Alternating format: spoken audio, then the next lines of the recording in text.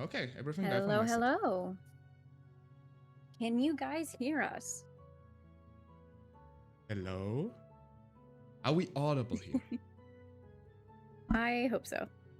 Wrong said nope, but that means you heard the question in order to answer it, which means you can hear us. So, like, are you messing with me again? Wrong would never do that. Look, it's a Lux. Throw a Pokeball. I don't know what you're talking about. Okay, so you can hear. Brilliant. Anyway, hey, welcome in. I am Faye, and this is our guest today. I'm gonna let you introduce yourself. Yes, hello, I'm the little pumpkin in the middle between the two people. No, hello. For those who don't know me, I'm LuxTaleor, but I think most of you have already heard of me. I reckon, I don't know. Hello.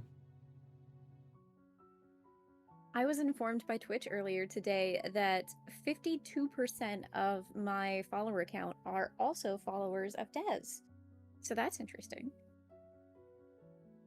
Yeah, I mean, I remember it was once on the Discord where we compared those those similar follower things, and I think about half of them I was part of, and like I had Dainty, and Dainty had a lot of Dainty was in a lot of others, Rena was in a lot of others, so I think we all share a lot of views. Honestly, we have such a great group of people. I am happy to share followers. 100%. So if you're here for me and you're not already following Lux, go give him a follow. He's worth it. He's great. And for everybody on my side, of course, you know. I mean, first of all, why don't you follow Faye already? You should absolutely do that. So if you don't do it now. And if you already follow her, create a second account and follow her again. You don't have to go that far. I wish I could, but I'm already following both. Oh no! The tragedy. All right. Okay, to kick off the first question, do you remember your first stream? Okay, so for this, I actually... Do you mean my first stream as LuxTaleor? Or you mean my first ever stream? Oh, were you someone else before you were Lux? Yes. I shed Ooh. my mortal shell and then became LuxTaleor. No, so I told this story a couple... So that's the reason why Dane always throws a Pokeball at me. I'm basically like a Pokemon. No.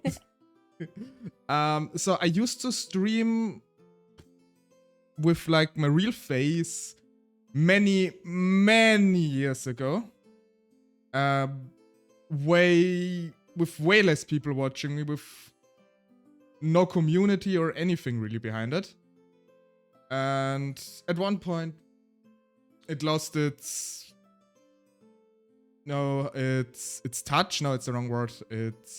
It wasn't really satisfying streaming like this, and I also had a few nasty people, unfortunately, in my stream, which also robbed me of any motivation to keep on going. Aww. And yeah, this was, I started about like 5 years ago, but not nearly as regular as I do it now. And as LuxTaleor, I started on the 27th of December last year.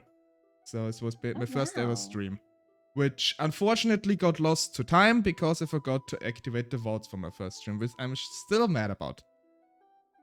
I apparently didn't activate the one with Dez, so our very first interview, or my very first stream, my very first interview with another streamer, and Dez's interview with me, it's gone. There is a very blurry version of it, but thank you. I'm going to call you out. Wrong Way Gaming. You should also follow him. He's great. I'm going to call him out because if it wasn't for him saving the 3 clips that he did from that stream, we wouldn't have any clear footage of that stream left. Don't you dare. Too late. I did it. I did it. And yes, Ghastly, it is a threat.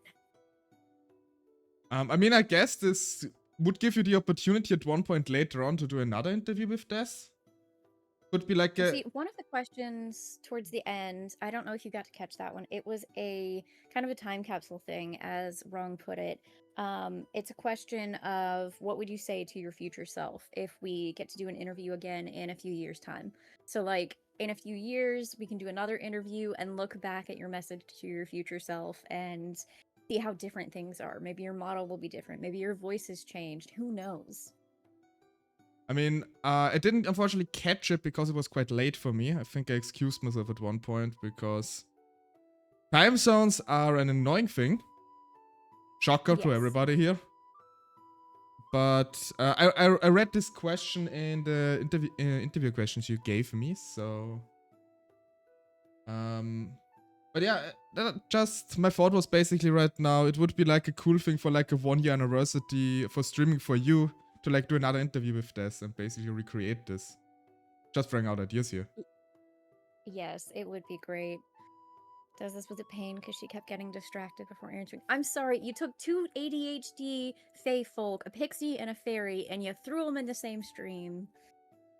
I can't help it. It happens. It's like every time a squirrel went past the window, we got distracted. Honestly, like from the amount of stream I caught, I quite enjoyed it. So it's not something fun. I like chatting with people. Yeah, it's not something you should apologize for.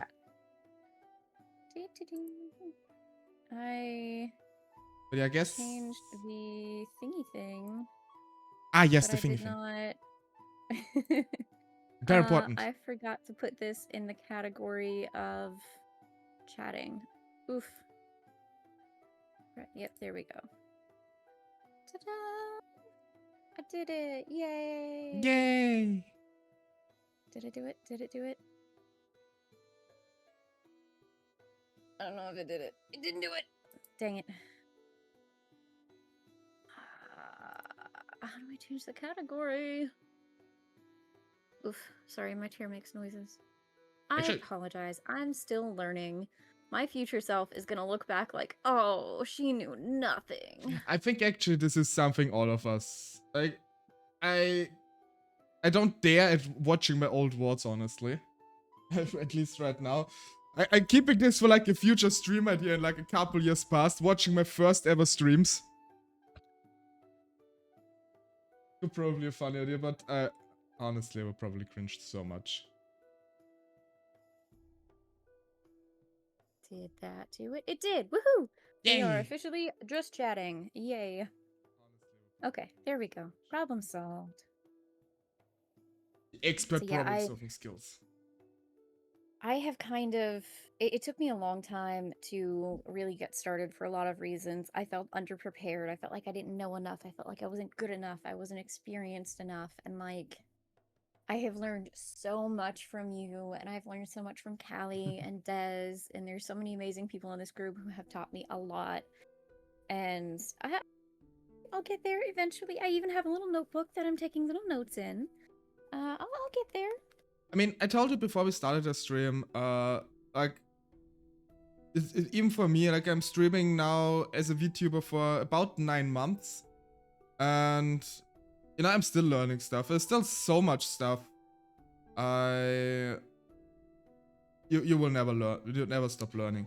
And we have a saying in German, actually, for that, which translates to, no master has ever fallen out of the sky. So basically, you learn, you're not the master. Nobody's a master when they start out. And you need to start learning as you go on about it. That is a wonderful piece of German philosophy. I love it. That tea looks very luxe. It's actually a warm milk drink. Yes. I have an herbal tea. I don't even know what's in it. I mean, could it be also a fungi tea? True. It looks like there's like little roses and lavender, which I love rose. I love the taste of rose, but I am allergic to lavender. But this is just too cute. I couldn't avoid it. It's just the cutest. They just went like the little pumpkin guy. They just swept up the next forest's floor and then used it as your tea. At least I mean, it fits to the season. Terrible. It fits to the season. Yeah, it does.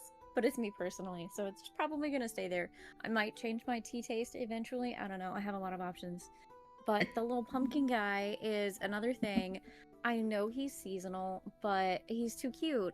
And I am hoping to reach affiliate soon, and when I do, I will unlock the ability for you guys to have emotes and redeems and stuff, and the little pumpkin guy will be one of the emotes that you can use for my streams. He's honestly so cute. And what? Because if Lux was a flower, he would be lavender. Ah, that's interesting. Why do you think that? I mean, not that I'm opposed to it, but I'm just curious.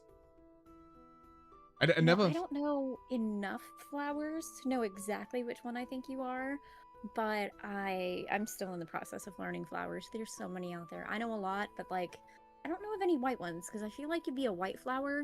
There's one that I'm picturing that is almost like the ones hanging in my stream here in my tavern.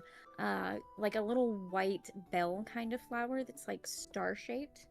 Yeah, And that's what your hair makes me think of. yeah, there's actually... I don't know what's the proper English name for it is, but at least around here when winter goes into spring, we have something called... In German it's called Schneeglöckchen, which translates to a small snowbell flower, and they look similar to this one. That sounds adorable. I'm not sure, but actually I'm curious now. Let me look up what this is. While you do that, I feel like the stream is going to be quite a bit longer than the first interview because we have a very natural flow in our conversations, and we just tend to go with it. So we're going to have to remind ourselves to come back to the video or to the questions on occasion. Do you remember how you felt before your very first stream, like your first stream? Were you anxious? Were you excited? My very first stream, I was somewhat nervous, of course. I used to do like let's plays on YouTube before that for a little bit, and then eventually like slipped into streaming, and so I was already somewhat used to talking with nobody directly responding. But of course I was worried about like, oh, what is if I say something I shouldn't say on stream? I can't cut it out then. Or what is if like I get some mean people in my chat? How would I deal with this? Like all those worries. I think it's natural, really, if you've never done anything like this. And I was rather young back then. It was like, I think it was before I even turned 20. So, quite some time ago. No, it was... honestly, I'm horrible with time. It could not be as long ago. What do I know? Do you ever get nervous or anxious before streams now, or does it just feel like another part of life? I was young, the child says, ha ha ha. I don't really get nervous anymore, particularly. I mean, I always have like still this thought in the back of my head, which is, oh, nobody's gonna show up, the chat is gonna be empty and whatnot. And I know, especially by now, I know this kind of worries are not really warranted anymore that much, because I have a lot of amazing people that apparently like to stop by my stream, which is still baffling for me to accept, I really have to say, because I'm not used to this, but I'm very thankful for it. So I know I love catching your streams. No. I mean, I always love seeing you in my chat, and generally all our lovely friends that are currently in your chat and in both our chats right now. It's definitely an amazing community. That's probably gonna pop up multiple times. To listen to you read the back of a pack of peanuts. I mean, I actually wait. I actually have peanuts here with me right now. I mean, I can read it for you, but unfortunately, the only languages on top of it are German and French. So I don't know if you want to hear me either saying German words that nobody understands or French words that not even I understand. So how many languages do you speak? So fluently I only speak German and English. I can speak a little bit of Dutch. And like, okay, so I can speak a few different words from different languages too. Like I can speak a few words French, a few words like Russian, Spanish, like things you pick up here and there a little bit, but nothing even Yeah. close to conversational. The High German. Yeah, High German is basically like the written German, the default German. And basically, I can speak proper High German too, but of course when I'm like walking around and like talking to my work colleagues or whatever, I'm speaking like an Austrian German version, which is just, it's a dialect. See, I didn't even know that there were different types of German. I thought it was just German. I mean, we all learn the same type of German in school. Like, we learn this, like, no matter if you're like in the middle of Germany or like in Vienna or something, everywhere you learn the High German. But like, now you got to do it for Ogre Daddy. You got to read the pack of peanuts in High German because Ogre Daddy needs to hear it. I mean, reading it in High German doesn't make any sense because, I mean, this would be a normal conversation where I speak High German because, like, High German is, I mean, how do I say this? So basically, first of all, Swiss, Austrian, and German both have their own dictionaries. But basically 99% of it are the same. So we have no difference in grammar, but we have like a few different words and descriptive things basically. A very interesting thing in my opinion is a word we have in Austria in the official dictionary, but in Germany they don't have it. And this is the word heuer. Heuer is a combination from heute, which means today, and Jahr, which means year. And basically it's just a word to describe the current year. But in the German dictionary you don't have this word. They just say this year basically. And we say heuer. It's like one of the differences. Interesting. I only speak English fluently, but I can speak a touch of French and a touch of Spanish. But I understand more of both of those than I can speak, which is kind of weird. Yeah, I mean, I have the same thing with Dutch. I mean, basically, if you can speak German and if you can speak English, you understand most parts of Dutch.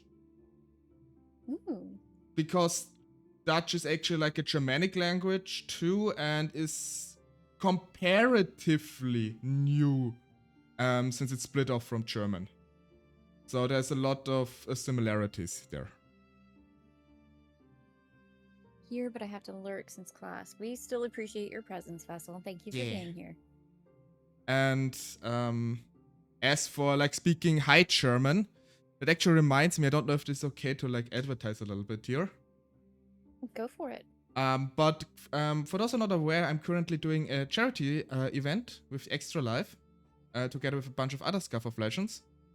And for one, donations are up. You can donate from my channel in the panels if you want to. But I have a bunch of different donation goals, and one of them is actually teaching German Austrian on stream at one point. So this would also give me opportunity and give Ogre Daddy an opportunity to hear me speak High German as I try to explain it in High German, in English, and in Austrian German, which honestly will probably be quite the mess of a stream. I can already see it. And it's okay, Wrong. I made sure that the VOD is capturing today. Yeah, and also have the VOD on my stream. We actually increased the quality on like the other people's stream. Should be a little bit less pixelated then. At least I hope. Ooh. That's nice. Let's see. You already vaguely mentioned it, but how long have you been a streamer? Like, how long since you started the first time, and how long of a break did you take before you started again? I mean, the breaks were quite infrequent. Sometimes I stopped for like a month or two, then I picked it up again for like a month. But basically the time where I decided to completely stop with my old channel, this was like 2 years before I started with VTubing. Back then, VTubing already started, and I was getting kind of intrigued by it, but not enough to basically take this step. to become a Okay. VTuber. Also, maybe an interesting fun fact: my first streaming experience before I became a VTuber actually streamed in German. Ooh. Oh yeah, I was gonna ask that too. Speaking multiple languages, you ever stream in a language other than English? Is English preferred? I only stream in English, really. Like, if people in my chat like want to write something in German, I basically live translate it so everybody can understand. But Oh, I think for me, it's just I like speaking English. I often like slip in English words or English phrases when I talk normally in German. But I also think it would maybe be a bit confusing since the vast majority of the people watching my stream are from the US.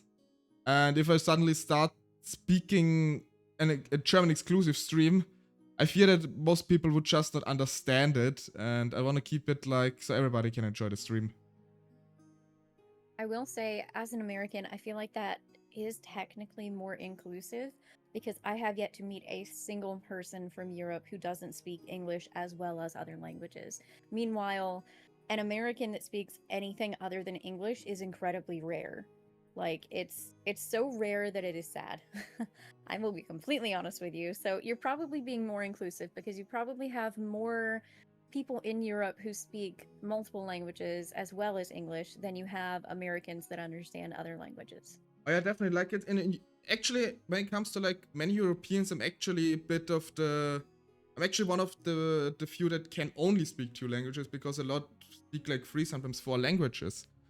Um, for me and for basically almost everyone in Europe, at one point in school you basically be forced to learn English. In me, it's for me it started in the 4th grade, where basically English became a main subject in school, and it was like a set curriculum, which I mean we had as many lessons a week in English as we had in German. So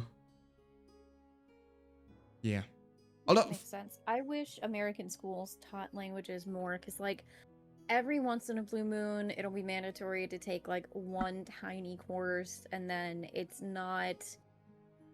I feel like they don't actually care if you know it or not. They're not actually trying to teach you another language, they're just filling in an elective. I mean And that's just sad. for me it's I used to have like my English was horrible. Like I really struggled learning English back in school. But it really started clicking for me once I actually had to use it. So we had which grade was it? I think it was like the 7th or 8th grade. We had something called UK week, where we basically drove to the UK for a week and were like at guest families staying there and had like excursions and other stuff during the day with the class. Oh, And wow. our teachers were actually like, listen up. As soon as we are on UK soil, we will not speak German with you anymore, no matter what, unless it's an emergency. And they actually went through. Luckily, we didn't have any emergencies, so they really. Like, when we tried speaking to German with them, they would just pretend like they couldn't understand us. And Wow. if you're really like being forced to speak a language, then you actually start learning it. And it turns out even if you have an accent like me, or if you don't pronounce the words properly completely, or maybe kind of using a little bit of a wrong word but still understandable, most people it doesn't really matter, really. That makes sense. I will say one thing, and I say this as an American who lives in America. I hate how a lot of Americans treat other languages here. Like, Spanish is the #2 most spoken language in the United States, and there are some people. Wrong said, I took 3 years of Spanish and I can only count to 6. There's most people are like that I have experienced personally.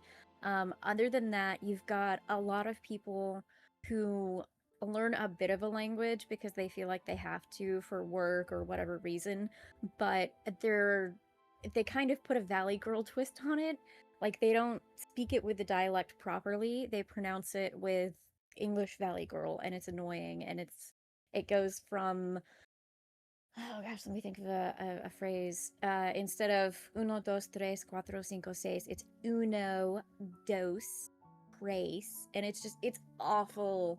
It's so terrible. And then they also make fun of other people. Like, I know people who learn English as their second language, no matter what their first language was.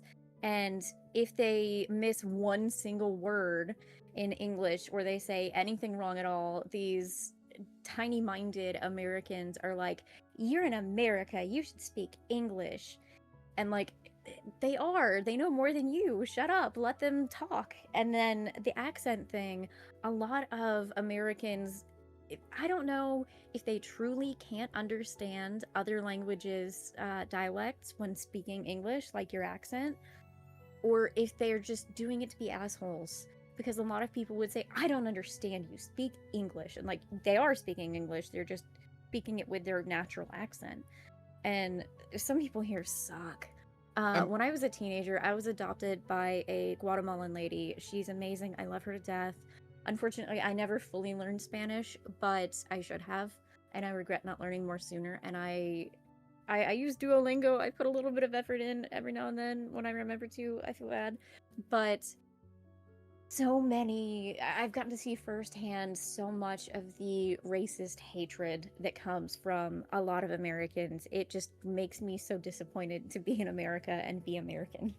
I mean, you know, this is something every country has. Like for us, it's for example, if you are from like a Turkish background or Arabic or sometimes even like the Balkans, like Serbia, Bosnia, Croatia, and so on. There's still some conservative people and older people that are like, "Why you here? Leave!" basically, and which is incredibly rude for one, and they don't realize why they're here and everything. I once in a job where I worked for, I had the pleasure of working with a few from Serbia, and they basically so it was like a couple from Serbia, like a wife with a woman with a husband, and they worked at a bike repair shop for an Austrian company. And we talked a bit, and I asked them, "Hey, how comes that you're here in Austria? Like, what made you come here?" And they basically explained to me, so the pay you get here in Austria, even for like low-paying jobs, is way higher than back in Serbia.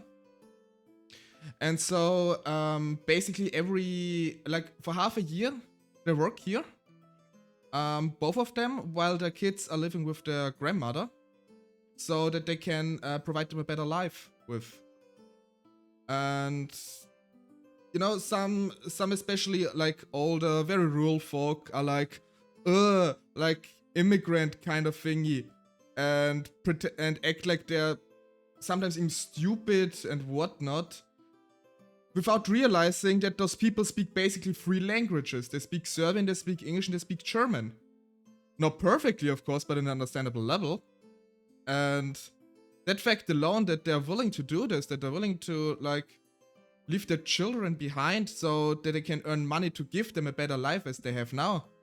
Like, this is not something to be like dismissive about or even rude. This. Yes, I have immense respect for that. Yeah. I can't imagine it's easy either being away from your family like that. Yeah. I mean, what I do say, like, it gets better, the people get more open, at least towards like the Balkan people. So it's not perfect, but at least it goes into the right direction. But especially here, like, there's still a lot of resentment for like Turkish and Arabian folk here, which, should all just get along. I agree. One thing that makes me mad about the American racism like that and hating people coming from other countries, hoping to find a better life, is that none of these white people are native to America.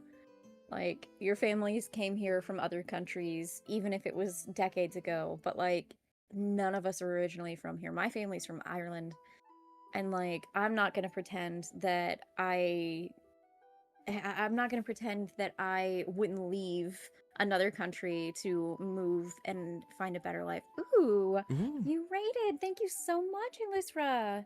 Rating with a party of 8. Welcome in. We are having an interview. At the moment, we kind of strayed a little away from the questions Little bit. and are talking about different people in different places of the world and how different areas are kind of affected. But hello, Elisra. Hi.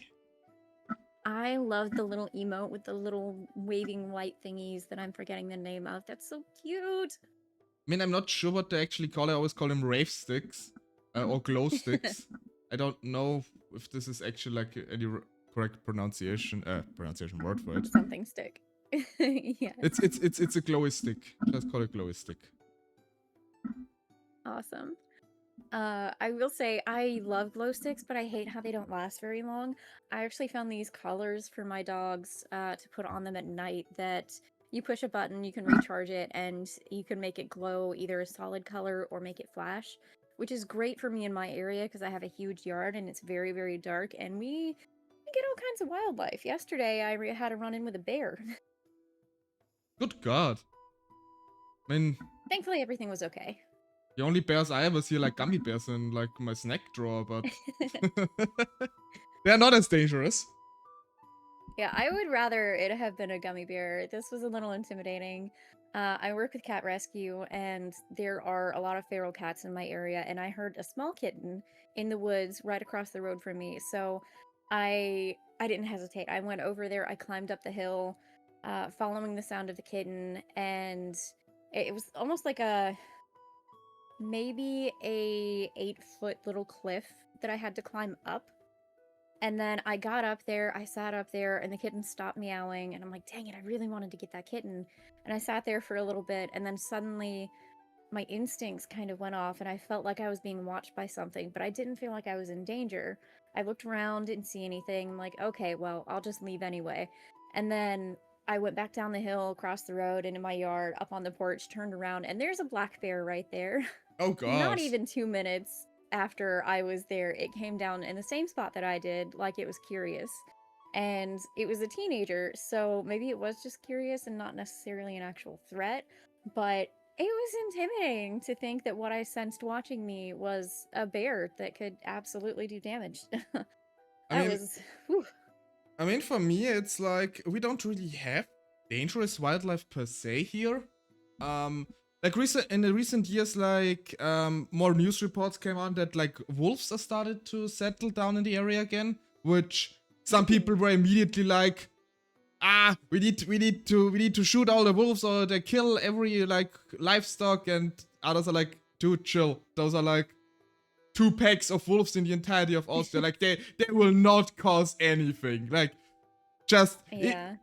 and actually like funny story that happened I think this year, which I think shows that every country has like their stupidity in an absolute absurd amount. In one of the counties in Austria, there was like a bunch of beavers that blocked the canal, which is what beavers do, and they needed to be removed because they caused like some damage to like some houses with like diverting the water and everything. And I mean, the logical thing would be to like relocate them into like, you know, maybe a few states over or something, another forest where it's okay to like live there for the beaver without harming any houses. But it was decided, and this is not an option. And then they had 2 different propositions what to do. The first one came from like a veteran hunter who said, yeah, let's just shoot them and eat them, they taste delicious. Which everybody was like, dude, what the hell? And the other option was with which they went, is relocating them, but not to a different state, but to Portugal. So they basically relocated a bunch of beavers to Portugal. Which is just insanity. That sounds so bizarre. So, yeah. I mean, I know a lot of people I guess, fun animal facts with Fae, a lot of people tend to think of beavers as being problematic because they cut down trees, they build dams, they stop up waterways, but they're actually really good for the environment. The dams that they build can help, what is the word I'm looking for? It helps slow down the water flow and reduces erosion and flooding in the areas nearby the water sources. It also helps keep the lands near the water sources more moist, which can help with drought resistance as well as wildfire resistance. They're really good at naturally filtering the water and helping to strengthen the ecosystem in the area, strengthen the life that's growing in the area, and they're actually really good for the environment itself. They help a lot with, what is the word I'm looking for? Climate change as well, which I know some people know the fact and some people do not, but this is a random fact about beavers. It's not as fun, at least to me. The original vanilla extract that people used to use was actually derived from a chemical found in the gland of the beaver's anus. Actually knew that. It's weird. I really want to know what was going through someone's head when they went, I really want to lick that beaver's anus. Like, who discovered this? Like, okay, so we need to synthesize some vanilla. Okay, what are we using? Okay, right? hear me out. Not the actual plant. Hear me out. Beaver anus. It's like it's like the weirdest hear me out in history, in my opinion. I just really want to know what they were thinking, at the very least. Like that's crazy. I mean, I heard people like asking about who came up with the idea of like drinking the milk of a cow, but I mean, this is kind of logical how they came up. You know, they saw like the calves drinking it, and so they said, like gonna try it myself. But I don't think anybody has ever seen like other animals like licking each other's anus for vanilla flavor. So right. And like in that aspect, how many other animals have similar things? I mean, how many animals did they lick? How many good experiences did they have, and how many bad experiences did they have? I imagine like a list they were having, like this one is disgusting, this one is deadly, this one tastes good, and the last one gives me a psychedelic effect. Yes. Basically, like this, I don't know, but I think honestly, I think we have gotten a tiny teeny bit of track though. Like from streamer questions to beaver anus. It's like a wild turn. Yeah, I mean, I may as well make it a tag. Actually, I do have it as a tag on my streams that I am AUDHD. So like, people have been warned that I am bound to go off topic. It happens. I'm easily distracted. Thanks for coming, Alyssa. I'm so glad that you were able to come. Thank you for the raid. I hope you have a great time. I often think about all the weird foods and such we learn to eat and drink, and yeah, someone had to do it first. Yes. Another random fun fact, a lot of people think that if you're in the cactus and you're like starving to death or thirsting to death, that you can just drink cactus juice. Don't do that. That's very bad for you. That will kill you faster than if you didn't drink anything at all. Yeah, I assume all of you have seen like Avatar: The Last Airbender. Like there was this scene with like Sokka going absolutely bonkers after like drinking cactus juice. So this is basically what happens, but times 1,000. So it also dehydrates you. Yeah, it's honestly and astonishing. It can give you really upset tummy, and nothing will dehydrate you faster than diarrhea. That is true. Okay. Shall we go back to like the Yeah, sorry. Don't drink cactus juice. Yeah, I'll leave it at that. Lesson of the day, kids. What made you want to become a streamer? Okay, this is gonna be a little bit sappy, but I guess for those people who know me, this is very much on brand for me. It started when I was very young. There was like this one streamer in German, and if Ogre Daddy is still here, he will 100% know who I'm talking about. It's a YouTuber / streamer called Gronk, which is basically in like YouTube Germany and like the German YouTube sphere, like known as the Let's Play grandpapa of YouTube Germany. So he's famous for like Let's Plays and being funny and cozy and entertaining a lot of people. And I think it was actually the first one of the German like YouTubers who ever hit like 1 million subscribers, if I remember correctly. Oh, wow. It's been like around for a long time. It's quite famous there, but also very down to earth and humble. And I was watching him like many in my age, and I was like, it helps me through like tough times I had or I was going through at the time. And I wanted to do this for others too, in a way. I wanted to entertain others, and simultaneously, like for my self-satisfaction, also like get the feeling of being seen a bit more, which I had very much trouble when I was young.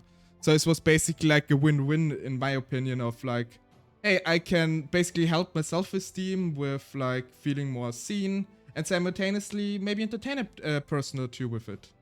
And since I always used to talk when I was gaming by myself, I thought, why not try? And yeah. And as I said, That's pretty amazing. I had my long break where before I started with VTubing, and I was really growing fascinated with VTubing as a whole. Because, shocking surprise, I like anime. Who would have thought? Certainly not me, looking at your anime-style character. No, way.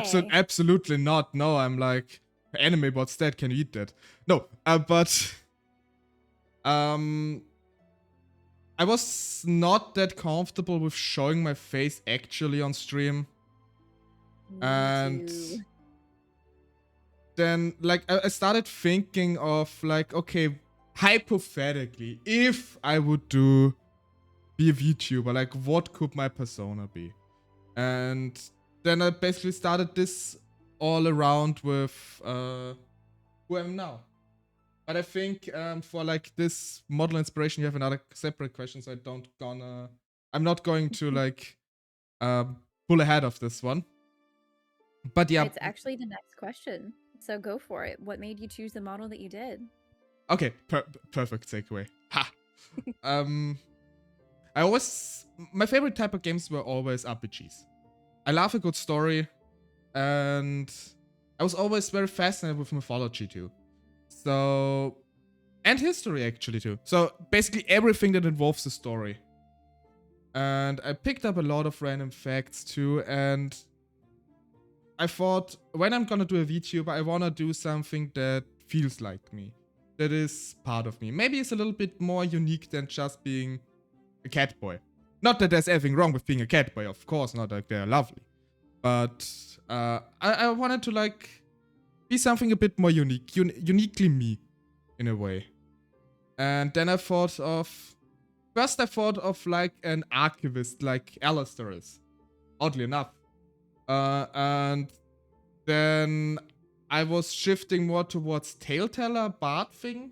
And then I settled on a Taleteller, basically, that walks around through different worlds and tells and collects tales from all around the world.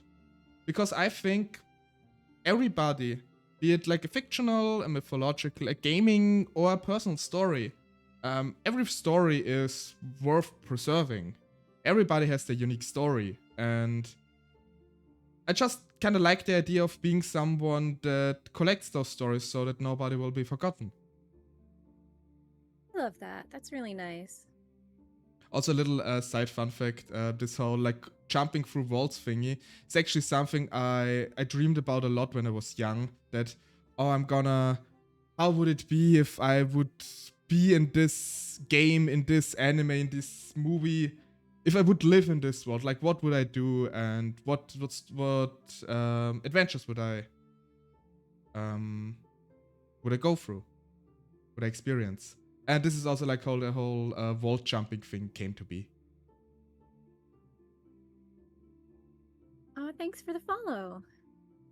It is great to have you here. I do agree with Rosenthorn. The VTuber persona is a perfect match for the vibes that she gets from Lux's streams. Rosenthorn, I'm sorry. Thank you, Rose. I guess this really means a lot to me. And I'm glad that so many people also resonate with it and think it's a good fit. I was very self-conscious about it because it's like something completely different I've never done before. Thank you for the follow. That's exciting. Yeah, everybody who doesn't follow Faye, follow her. Follow the Faye. Aw. Thank you very much. You said that you would have dreams of going into different worlds. I had a series of dreams. One thing I don't talk about a whole lot in this streaming group and community is that I have a lot of lucid dreams and I often turn them into books. I'm actually in the process of writing like 8 different books right now. Oh, wow. One of them, yeah, it's crazy. One of them was a really fun series of dreams where in the dream I was, yes, 8. There's so many different topics. It's crazy.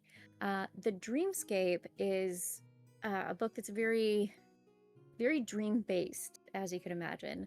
I was the main character, kind of watching things play out like a first person game or like a movie. And every solid door I went through in the dream would take me into somebody else's dream.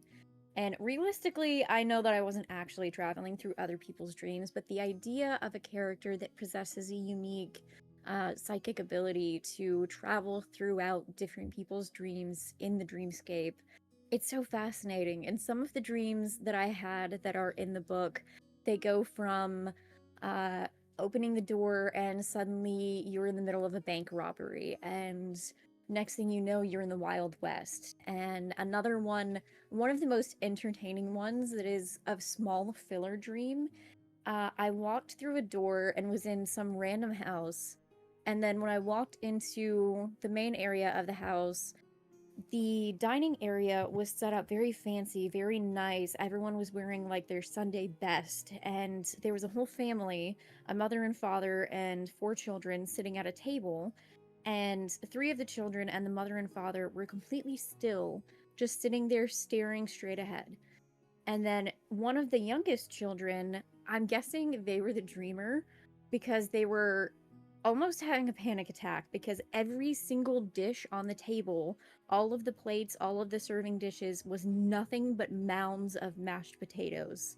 And apparently they just really hated mashed potatoes. How can you hate mashed potatoes? Yeah, it was weird. So I just kind of like walked back through the door I came from to go back into another dream because like that was weird. That poor kid was just having a nightmare of mashed potatoes. So yeah, the dreamscape is really fun and interesting, and I completely relate. It's so cool to travel between different things and different worlds and experience different things. Just add butter. That's how I prefer it. Actually, like I have extremely weird dreams too. I remember 2 distinct times I dreamt of a place, and this was like more or less was a random place. And one time I dreamt of a place where it was like when I was early teens or something. It was just a random like road with a few houses, with a few one family houses there. And I distinctly remember that one of the houses I went to, there was living a Chinese family was living there. I don't remember the context of the stream anymore, but of the dream anymore. Speaking, I'm so focused on streaming. No. But yeah, I still remembered the house. I remembered that there was like a Chinese family living there. Years and years later, I was in a town through like when I was like a social servant. And I was taking a walk there because we were there for like a 2-day event. And in the evening I took a walk to clear my head a little bit. I was never in this village. But then suddenly I saw this exact place from my dream. Like the exact, like the houses, the scenery, everything. I never was there before. Oh, sorry. I never was there before. And then like this dream sprung back in the back of my head.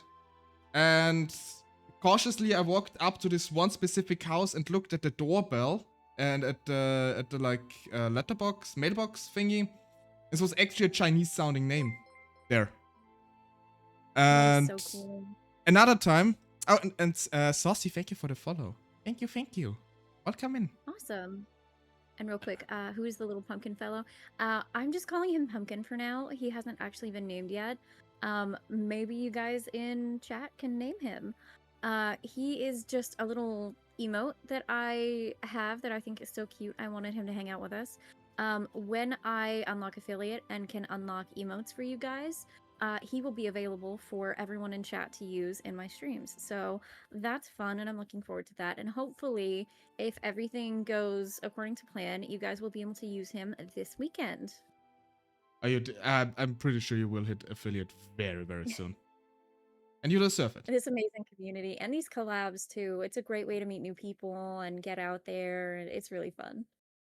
It absolutely is. And I'm sorry, you were saying another interesting dream. I had a second dream. Like this was just a few weeks apart. Like when I had that dream, this was actually a very weird dream. I was out on a drive with my parents, and then our car broke down in like some thunderstorm thing in the middle of the night, and it basically broke down in front of like a mansion on a hill. And then we were like, okay, we didn't have our phones with us, so we're just gonna ask if we like can call like someone who can pick up the car and us, and so we can leave. And it is mentioned like an older guy was living there, and he was like, yeah, of course, come in, take a phone call. And it turned out, yeah, we have to wait until the next morning. I mean, a classical plot. So the old man offered us to like stay the night there and basically wait until our car is repaired. And then we took up his offer and slept there. In the middle of the night, I was awake because I think I need to go to the toilet, or was first in the dream. And then was looking through the mansion through like a room to satisfy this need, for lack of a better term. And I noticed like the big staircase in this mansion had a little room beneath it where light was shining through. And I was curious, so I took a peek, and the weirdest thing happened. So basically, I saw both of my parents in this room.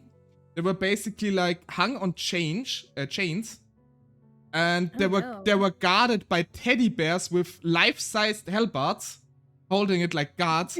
And the guy, the owner of the mansion, was standing there creepily laughing and like rubbing his hands like, and then I woke up. Like the dream was extremely weird. A couple weeks later, I drove with my parents into the mountains because we were going mushroom collecting. Ooh. So foraging, this was actually something we do regularly, but I digress. And this was a new route, so we never were there. And I was just looking out of the window, you know, admiring the scenery. Boopkin. Actually, really cute name. It is. Yeah, so basically I was admiring the scenery, and then I saw this exact mansion from my dream. And as silly as the dream, as silly as the dream was, I was still like, oh boy, I hope it doesn't rain when we drive back. I mean, I totally could have pummeled those like teddy bears and the old man. But I believe in you. I believe you could beat up the teddy bears. But still, I mean, generally I do. Beside those very weird dreams where I dreamt of places I never been to and then later found them, I also have like very weird dreams of like the house being filled to the brim with live fish, or like this one time I was like stabbed by a ghost lady multiple times in the stomach and then watched my own murder report on TV. Is like really weird.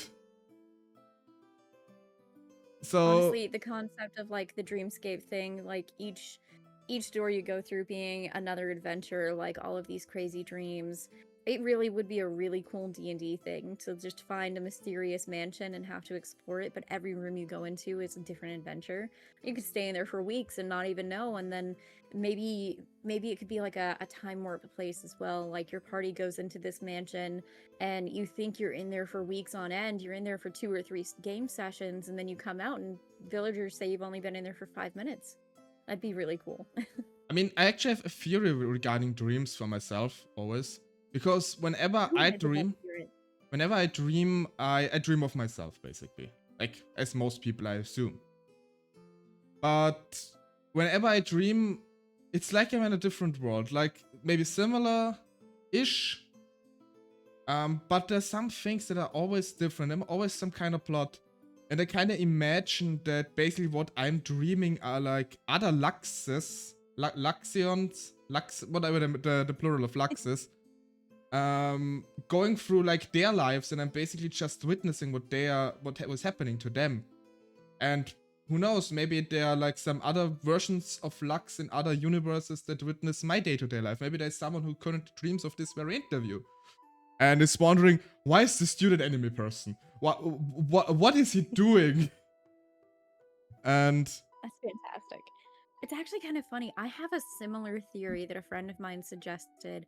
In a lot of my dreams, Fae doesn't exist. My life doesn't exist. I have no memories or experiences as me. I am whoever the main character of the dream is. One of the most bizarre dreams I had, I fell asleep and I napped literally only for 30 minutes. And in that 30 minutes, I dreamt so deeply that I dreamt I was some woman with brown hair. I can't even remember what language I spoke, but it was somewhere in Europe. And I lived her entire 60-year lifespan. I grew up as her. I went to school. I had friends. I made close acquaintances. I ended up finding a boyfriend. I got married. I had 2 sons. I got divorced. I moved to another city to raise my sons by myself. And I watched them turn into young adults. And then I became older. And next thing I know, I woke up and I'm like, where the hell are my sons? What's going on? Where am I? And as Faye, I was absolutely confused because it felt like I had lived an entire lifetime as someone else with all of the details, memories, feelings, and experiences. And I was so disoriented. I spent a while mourning the loss of the loved ones and the children that I had had in that dream that just seemingly never existed. And a friend of mine was like, in most of your dreams, you are these other people. And what if you are simply stepping out of your consciousness and into someone else's consciousness? And you are kind of backpacking on their actual real life. And I was like, you know what?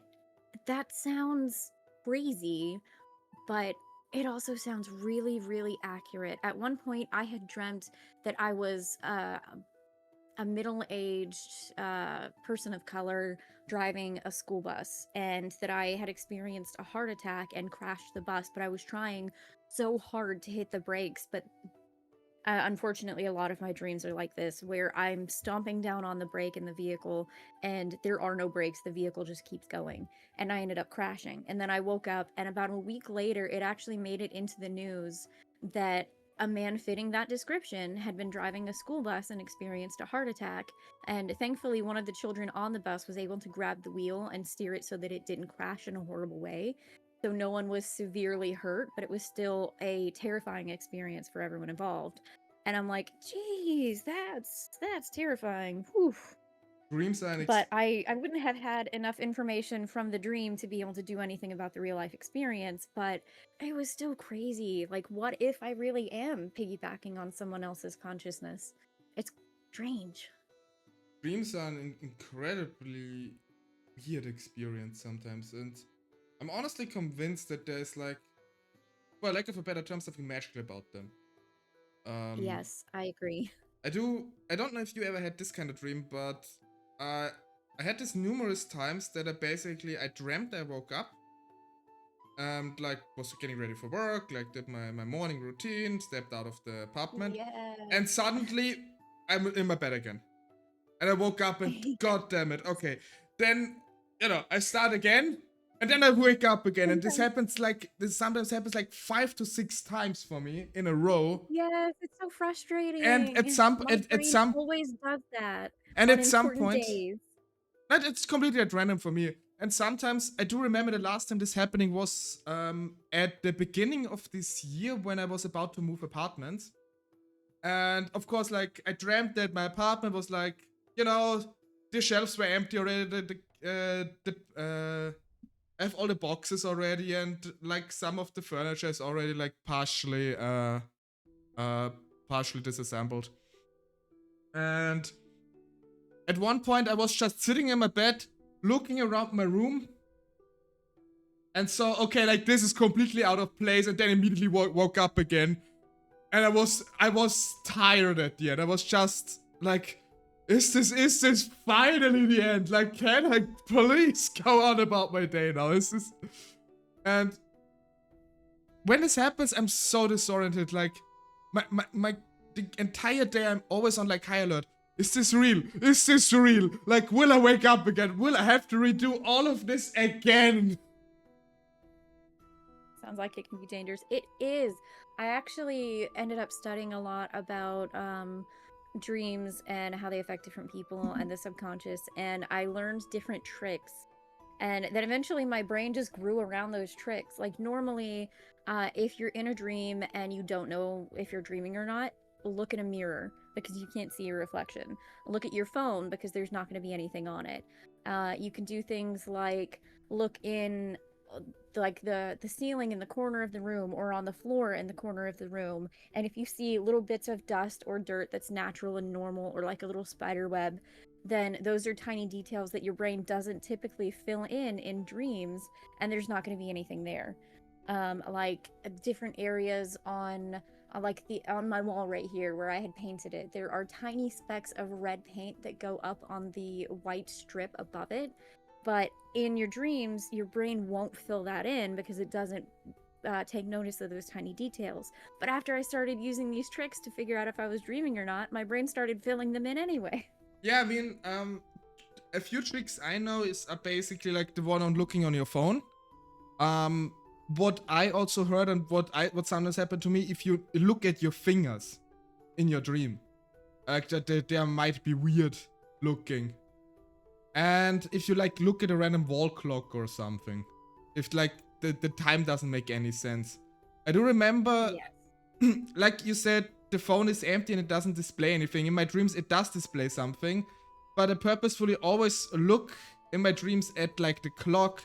And I had like some days where basically my clock said it's 25 hours and 70 minutes in the day. And yeah, like A wall clock. Yeah, like it's completely insane. Like something that doesn't make sense. And then I'm standing here and like, yeah, this is a dream. This is definitely a dream. And then I wake up. And hello, Sunny. Hi. Welcome in, Sunny. I'm glad you can lurk. Let's look at these. Ask someone what time it is. Don't do that, because if you ask NPCs in your dream different questions, sometimes they will get mad at you and start fighting with you because they're like, hey, you're not supposed to be asking this. I'm not prepared for questions like that. I'm an NPC. I'm your subconscious, and you need to stay in line. Like, kind of like Inception. That can actually happen, and it sucks. Really? This never happened to me. Yes, it's awful. I dreamt of a whole day of school when I was younger, and then I woke up and thought it was the next day. It sucks. Yes. Oh my gosh, that sounds awful. I recently had a dream. I had to wake up early for something very, very important, and I had my alarm clock set, and my alarm went off. I grabbed it. I got up, I started doing things and getting ready, and I kept trying to turn my alarm off, and my alarm wouldn't go off on my phone. I tried unlocking my phone, and it wouldn't unlock. It told me I didn't know my passcode. And I kept getting pissed off at it because I'm like putting it in, I'm seeing the time, I'm running out of time, I'm running late, and my alarm won't stop, and it wouldn't let me into my phone. So I just started beating my phone in my dream. And then I woke up because I was so pissed off that the alarm wouldn't stop going off. And I realized my phone wasn't actually in my hand, it was on my nightstand next to me, and I was just dreaming that I had gotten up and done things and was trying to turn the alarm off. Oh my. And I heard the alarm in my sleep, and it entered into my dream. And that was so frustrating. I was so mad at my phone. I'm not the kind of person to like physically beat an inanimate object, but I was so ready to just break my entire phone in that moment. Ready to scrap. And hello, Melly. Hi. Hey, Merely. Hey, Odin. Welcome in. Hello. We keep going way off topic, but we're having such a good time chatting. It's so fun. What's the topic again? Oh, right, streamer interview. No, I really enjoy talking about random stuff too. Yes, it's always nice to find other people who have weird dreams as well, because 9 times out of 10, people just tell me, I don't dream. If I do dream, I don't remember it. I'm like, yeah, that's normal, but like, I have weird dreams, man. Weird dreams. Some of the coolest dreams that I have, though, I find out that I'm dreaming, and then I have the ability in the dream to transform into a golden dragon. And it's really cool, but I'm typically a small golden dragon, maybe the size of like a golden retriever. So, like me in real life, if I was No, just that's magically adorable. transformed into a dragon. It's adorable, but one time I dreamt that I was flying through a jungle for some reason, and I saw a plane crash, so I went to investigate. And when I got there, everyone on board was dead except for a baby. So I strapped the baby I used cloth and stuff to strap the baby to my underside so that it wouldn't get sunburnt or scratched or anything, and I could still wrap my arms around it to keep it safe and secure. And I didn't want to fly above the canopy because of the sun and the heat. So I flew just below the top of the canopy in the jungle, and was going to take the baby to the nearest village so that it could be taken care of by people. But for some reason, the whole jungle was full of monkeys, and they kept pulling my tail and my wings and grabbing at my neck and my feet, and I was so pissed off because all these monkeys kept pulling on my tail and my wings, and I just needed to get this baby to this place. I mean, your dreams are definitely way more vivid and intense than mine. I can definitely tell you that. Mine are often just weird, but honestly, I mean, this is kind of cool. Not gonna lie. I'm so glad to be able to share these weird experiences with somebody, and I find it absolutely fascinating that you have a very similar theory about your dreams that I do with mine. I love that. Which, I'm a big fan of the theory of everything. Like, I choose to respect everything as if it is real, and I choose to believe, hey, you know what?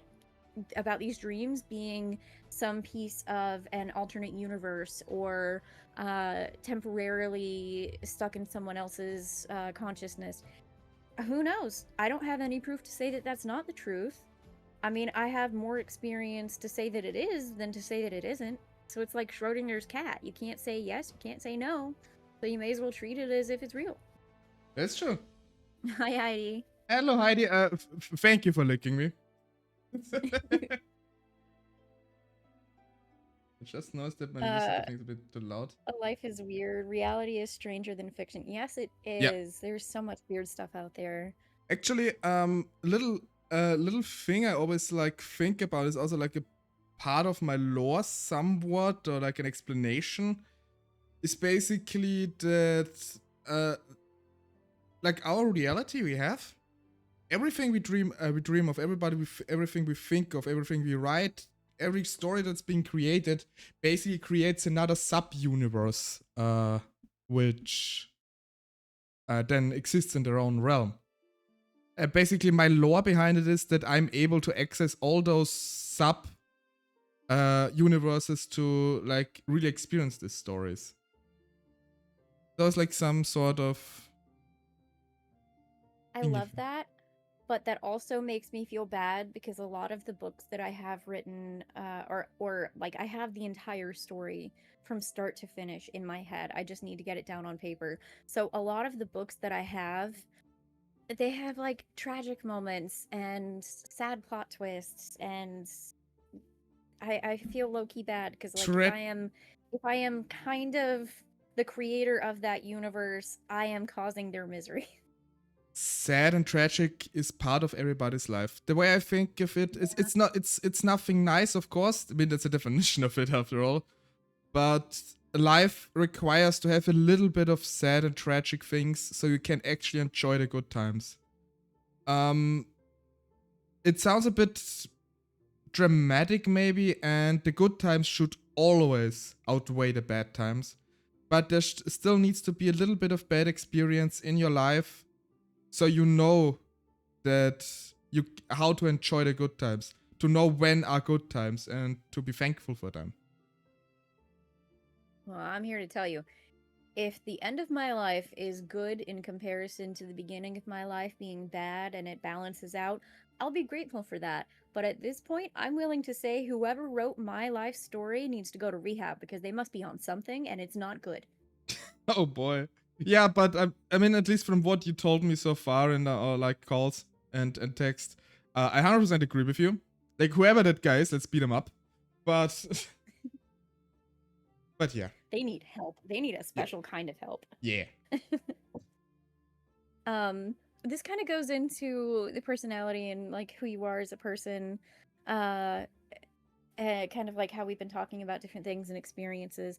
Um, would you say that you've created a separate streaming persona, or is your streaming personality an extension of your true self?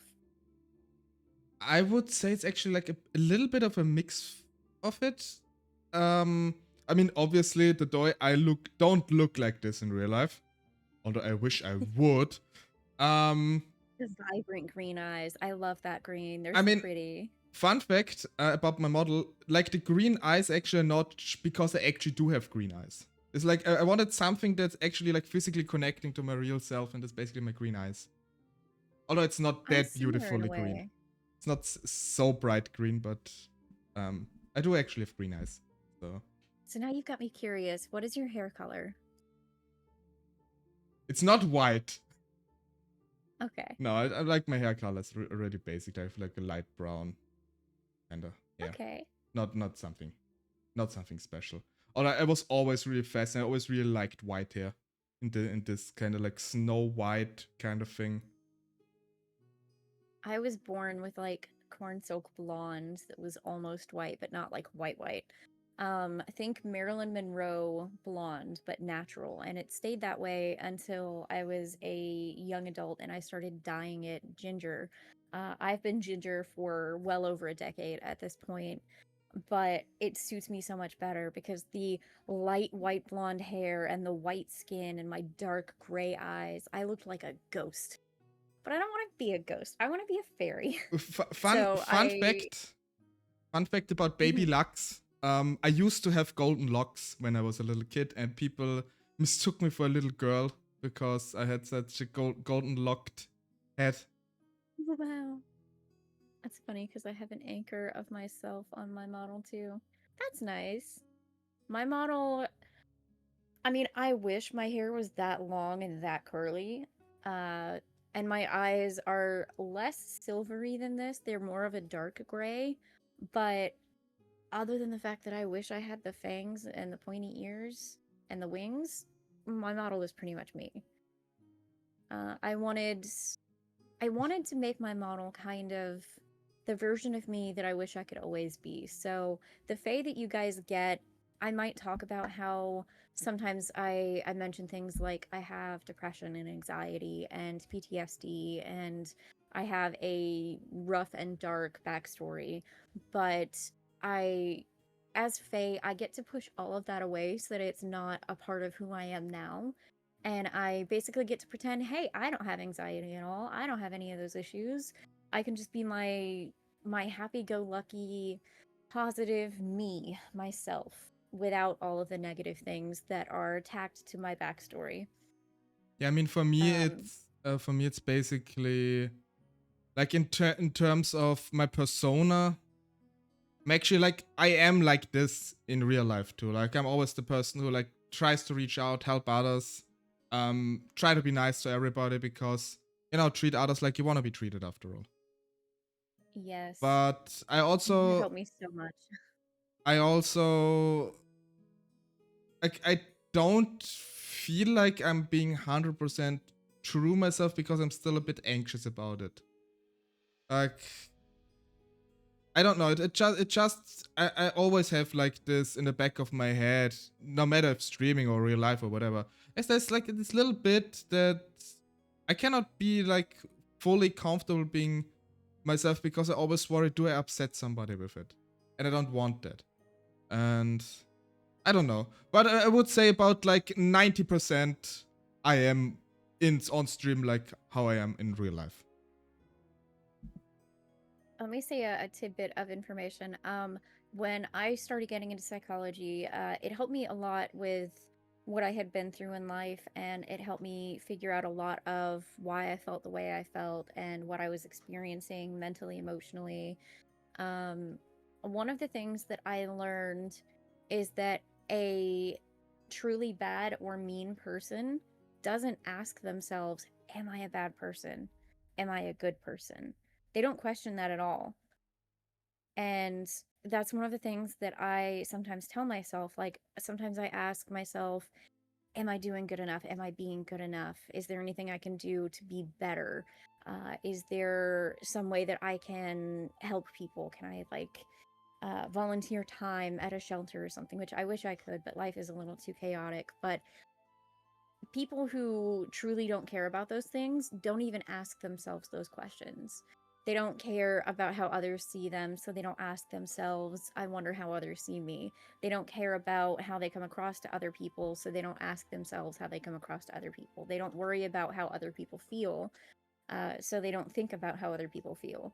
And that's helped me a lot with, okay, just the fact that I'm asking myself this proves that I'm not that bad. Yeah, I mean, for me, I mean, first of all, I 100% agree with this. What for me always the case is, some people know, especially a certain Danish person who is currently being in a verbal fight with Heidi about being I can caged. see that. I'm extremely bad with compliments. And this is not because I'm like, whatever, but I always feel like if I talk good about myself in any way, shape, or form, it is arrogant. And I know it is not supposed to be arrogant, and nobody else is arrogant for doing this. I just think when I do it, it would be arrogant. Because it would not be deserving or something. Which, I mean, logically, I know it's stupid, because I'm sure I'm not a bad guy. At least I try not to be. But I think it's noticeable in the way I say it. Um, I I really, even as a joke, I really have a hard time even say I'm a good person. It feels weird saying this for me. Well, let me put it this And way. You are a great person. You are kind. You are helpful. You have helped me so much in getting things ready to become a streamer and helping me find the confidence to become a streamer. And now I can actually say that I am a streamer. Like, I'm here, I'm doing it now. That's amazing. Oh my gosh, I've done the thing. Thank you. And you helped me with that. And I am grateful for that. And you absolutely deserve the praise. You absolutely deserve to say, hey, I'm a good person. I'm doing what I can to help other people and help other people be happy. As a streamer, your streams, you're entertaining people, but you're also bringing people happiness. And you've given a lot of advice. And I think that's amazing. And you absolutely deserve to hear it. You absolutely deserve to believe it. And I completely understand not wanting to believe something like that. But I will say one thing that has helped me with my anxiety and telling me, hey, these people don't actually like you. They're just being nice. They don't actually believe that you can succeed. They don't actually believe all of these nice things that they're saying. I can tell that part of my brain, no, shut up, you little gremlin. Go get in that cage. You don't deserve to be here. Because all of these amazing people in this community, Callie, Des, Lux, you, Dane, Reina, I'm drawing blanks, but there's so many more people. All of these amazing people have this collective view that I am a good, kind person, that I am helpful, and that I can succeed. And if all of these people that I think so highly of and trust and respect so much believe this, then it must be true. Otherwise, I'm essentially letting that little gremlin in the back of my head call all of these wonderful people liars. And like, no, they're not lying. They're good people. They truly believe this, which means that people that I look up to and respect truly believe in me, and that's amazing. And even if I can't believe in myself, I can trust that their trust and belief in me is well placed because I trust them and I trust you. So I absolutely believe that if all of these people have such high opinions of you, you deserve to believe it and let yourself believe it. Otherwise, you're calling me a liar. You calling me a liar? no, I would not. Honestly, I'm actually like, I'm sitting here blushing like an idiot right now. Oh. Um, As long First, as you cry, I make people cry a lot sometimes, but it's no, like you. good cries, and Yeah, I feel so you. bad. If anything, you make me feel good. Make me good cry. I mean, uh, I'm not. I'm getting so many compliments in like in the You recent deserve weeks and it. months, and it feels so weird to me. It feels so extremely weird to me, and Get I used to don't. it. You deserve it. I can't. Believe it. Winner. um, Thanks to Brotato slash wrong, I have been using instead of like get in loser, we're going shopping, I've been going get in winner and like, hey, get loved winner, succeed, ha. Like in the same context, but like I'm not gonna call people a loser. That sucks. But like I want to be able to use the phrase in the same playful, hey, come on kind of way. Whomst? Yes, the used. Used? No, that sounds weird. I mean, first of all, before I forget it, 30-eyed and a jobs application. By the way, funny name as hell. Thanks so much for the follow on my side. Really, really appreciate it. Yeah. Funny thing actually. Let's go through this real quick though. Chat, tell Lux he's cute now. Lux is cute. I say that for free. We are all our hardest critic. If cuteness was a country, your motto would be the capital. You've got Lux has always seemed bubbly and cheerful to me, and I've never heard you before, but just listening to you for a while, nah, man, you're a good person. Yeah, make him cry. Get loved, you goober. Yes. Aggressive support. Yeah, this is. I actually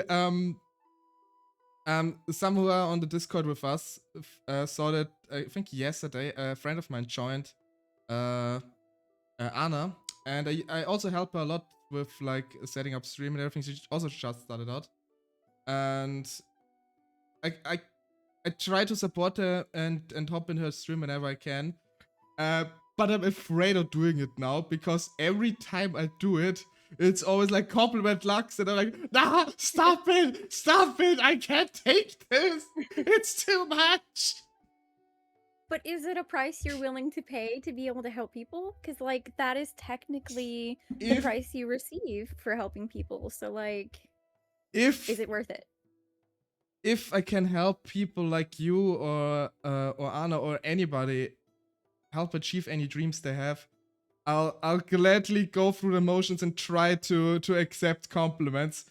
But I mean, I also feel bad of not accepting these compliments because it feels like, you know, I'm dismissing it. Absolutely not dismissing it. I just don't know how to deal with it.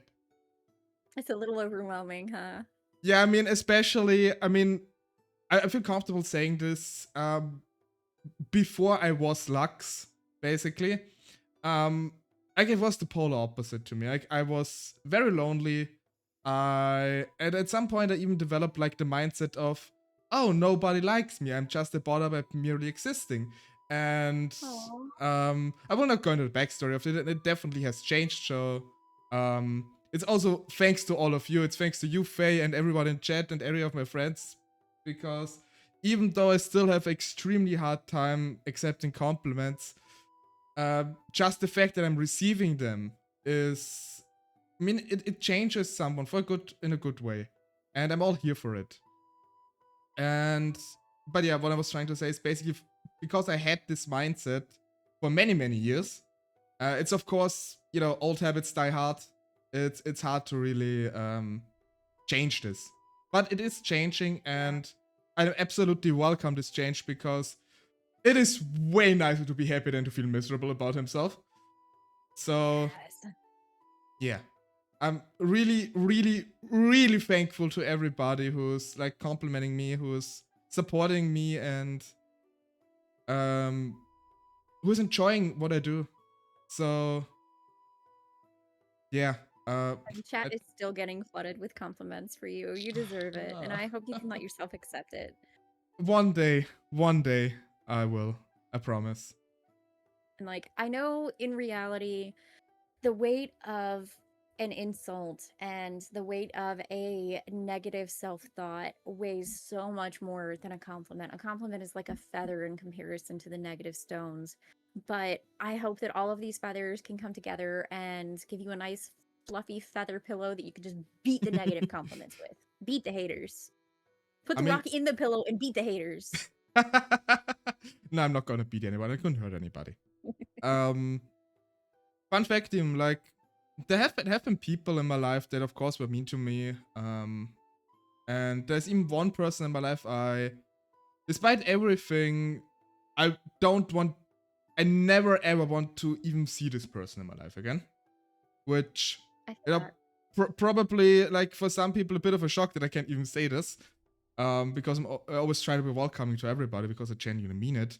But even to this person, and every person who like bullied me in school and what happened in my life on bad things, I don't wish anybody a bad thing. Even those, I wish that those people will come around. I hope for them to like experience or have a life that they don't feel the need to do this anymore. Because everybody deserves this. And I feel like many people who are rude to others, who are mean to others, or who are disrespectful to others, they often didn't have the chance of experiencing how it feels to be valued too, and which made them this way. So I hope for everybody to basically feel love and be loved, but they also have to take the first step in this way and accept that maybe behavioral changes might be in order for them to achieve this. So See, yeah. that sounds really nice. A lot of people see me as this really sweet and innocent, couldn't hurt a fly kind of person, but like, I'll be completely honest with you, there's a couple of humans that I've met in this lifetime where if I was holding a glass of water and they walked up to me on fire, I would feel really thirsty all of a sudden. No, I honestly, But I mean, I I'd get that. probably use the water to put them out. But like, there's very few humans where I just want them to stay as far away from me as they can. I don't want to think about them. I don't want to look at them. I don't want to hear them. They can go to another continent. I don't care. Stay away from me. Yeah, I mean, I would like with this one person, I don't want to see them again. I don't want to talk to them again. And as weird as it sounds, but for those people who would also know this person, and I think there's nobody in chat for this right now because I don't think one of my IRL friends are here right now. I don't even want to smell this person anymore, and this is one of the reasons why I don't like this person. It's just disgusting. Sorry. No, you're good. I can relate to that. There's a few people I just wish I had never met them. And unfortunately, some of them I'm related to, so like I wish I had never met them. I mean, even for this person, I have to say, through this person, I met a lot of IRL friends, which At least that's a positive. which also broke off contact with him for a similar reason as I did. And yeah, I mean, but for the fact that basically I got to meet those people through it, through him. I am actually thankful for it. Not thankful enough to like want to see him again, but you know, you get the idea what I mean. Yeah. Let's see real quick. I don't see you as someone that couldn't hurt a fly, but I do see you as someone who wouldn't hurt a fly. That is unfortunately very inaccurate. I am very much a cat personality, and if there is a fly or a gnat in my room, it drives me crazy until I kill it. I will literally hear it, I see it out of the corner of my eye, and I go straight into cat hunting mode, and I cannot stop until it is dead or gone. And I absolutely will catch a fly mid-air. I have done it many, many times in my life. Actually, and I do this too. I can't stand them. I mean, I'm quite similar in this regard. I try to keep them alive when I can, but I Genocidal maniac. Only to certain pests, okay? I can't help it. I am a cat. Je suis un chat. I mean, now it's confirmed because, like in my Story of Season playthrough, I actually named a cat after her. So, it's canonical. It's canonical. Yeah. But yeah, I can't stand insects really in my room. I try to keep them alive and like, you know, if there's like some moth or like especially a bee, I always keep bees alive, obviously. But even like flies or whatever, I try to like guide them out of an open window instead of like killing them. For one, because they're for one, they're also a live thing, and for other, I don't want to clean up if they're like smack them against the window and then I need to clean the window again. And no, it's just beneficial for everybody to try to keep them out of my or get them out of my living space alive. Just way less hassle for everybody. Let's see, flies, gnats, venomous spiders, and dangerous bees are the only things I really care about getting rid of like that. Well, I guess I would also say that about earwigs because I'm allergic to them, and when they bite me, the area they bite like hurts really, really bad and swells up. Also, termites. I try to avoid those. I was once bitten on the leg by a termite, and my leg swelled so bad I couldn't walk on it. It was terrible. So I don't like things that cause extreme pain to me or are potentially deadly. And in the area I live in, I get brown recluse and black widows. So Oh yeah. I'm okay with unaliving those. Yeah, I get it. I mean, Otherwise, I go out of my way to help them. luckily, here in Austria we don't have many like really dangerous things. I think we have like 1 or 2 spiders that are poisonous. I don't think they're even deadly, and like 1 or 2 snakes that are venomous. And We have so many snakes here; they're venomous. Heidi, I think I've experienced something similar. It sounds extremely disgusting, but as someone who grew up in a countryside as well, I think I know what you're talking about. I experienced this myself, and yeah, it's absolutely wild. Gross. I'm honestly, I'm not a big fan of most insects. I have to admit, I'm not scared of them. I startle, of course, when I see like a big spider, but you know, it's manageable for me. I like lots of different bugs. I like a lot more than a lot of people, but there are just certain ones that I can't stand. Yeah, I mean, the ones I cannot stand at all, and I wish they would just disappear, are mosquitoes and ticks. Yes, I hate mosquitoes with a passion. Yeah, I mean, ticks, I don't know how prevalent they are in the US, but here it's like, Scary. Lyme disease and whatnot, they all carry, and those things just, ecosystem be damned, let's get rid of them, honestly. This is not worth it. I will say, ticks here, there is a certain illness that you can get here where a tick can basically bite you, and then all of a sudden, your stomach can no longer tolerate eating meat. You're just allergic to meat now. And certain proteins that are found in eggs as well. And it's terrible. Yeah. I don't know if that's what happened to me or not, but about 10 years ago, I suddenly went from being able to eat red meat, eating eggs, and I can't remember, meat, eggs, and dairy, lactose, I guess. And then next thing I know, all of a sudden, every time I eat red meat, eggs, or drink lactose, I feel really sick and my stomach hurts really, really bad, and it's just not worth it. Yeah. I imagine insects must be even scarier for Faye. They're only a tiny bit. Yeah. She needs to fight them off with like a sword. Yes. I actually Battle am fairy. trained to use the sword. I have multiple. I love them. Oh yeah, you mentioned that. Funny side story to our side track we're constantly doing. I once mentioned to like a coworker of mine that, oh yeah, I like want to get decorative swords and put them on the wall. And because we're talking about like interior design for like living spaces, and she was like, "Are you sure you want to do that? Like, I mean, if you ever have like a woman over, like they would probably be completely weirded out by it." And I just looked her in the eyes and said, "If I invite a woman over, seeking to have like a closer relationship with them, and they'd be weirded out by the fact I enjoy this type of decor, then they're not the right person for me." Like, honestly, in my opinion, you don't have to like everything your partner likes, but you at least should be able to like tolerate it / appreciate that they have those kinds of interests and not just be, ew, you do something different. Don't do this. Don't do this. And if you See, can't, if I were to bring anyone, I'm sorry, I didn't mean to interrupt. and if you can't accept this as a person, then this is not someone you should be together with. My I opinion. agree.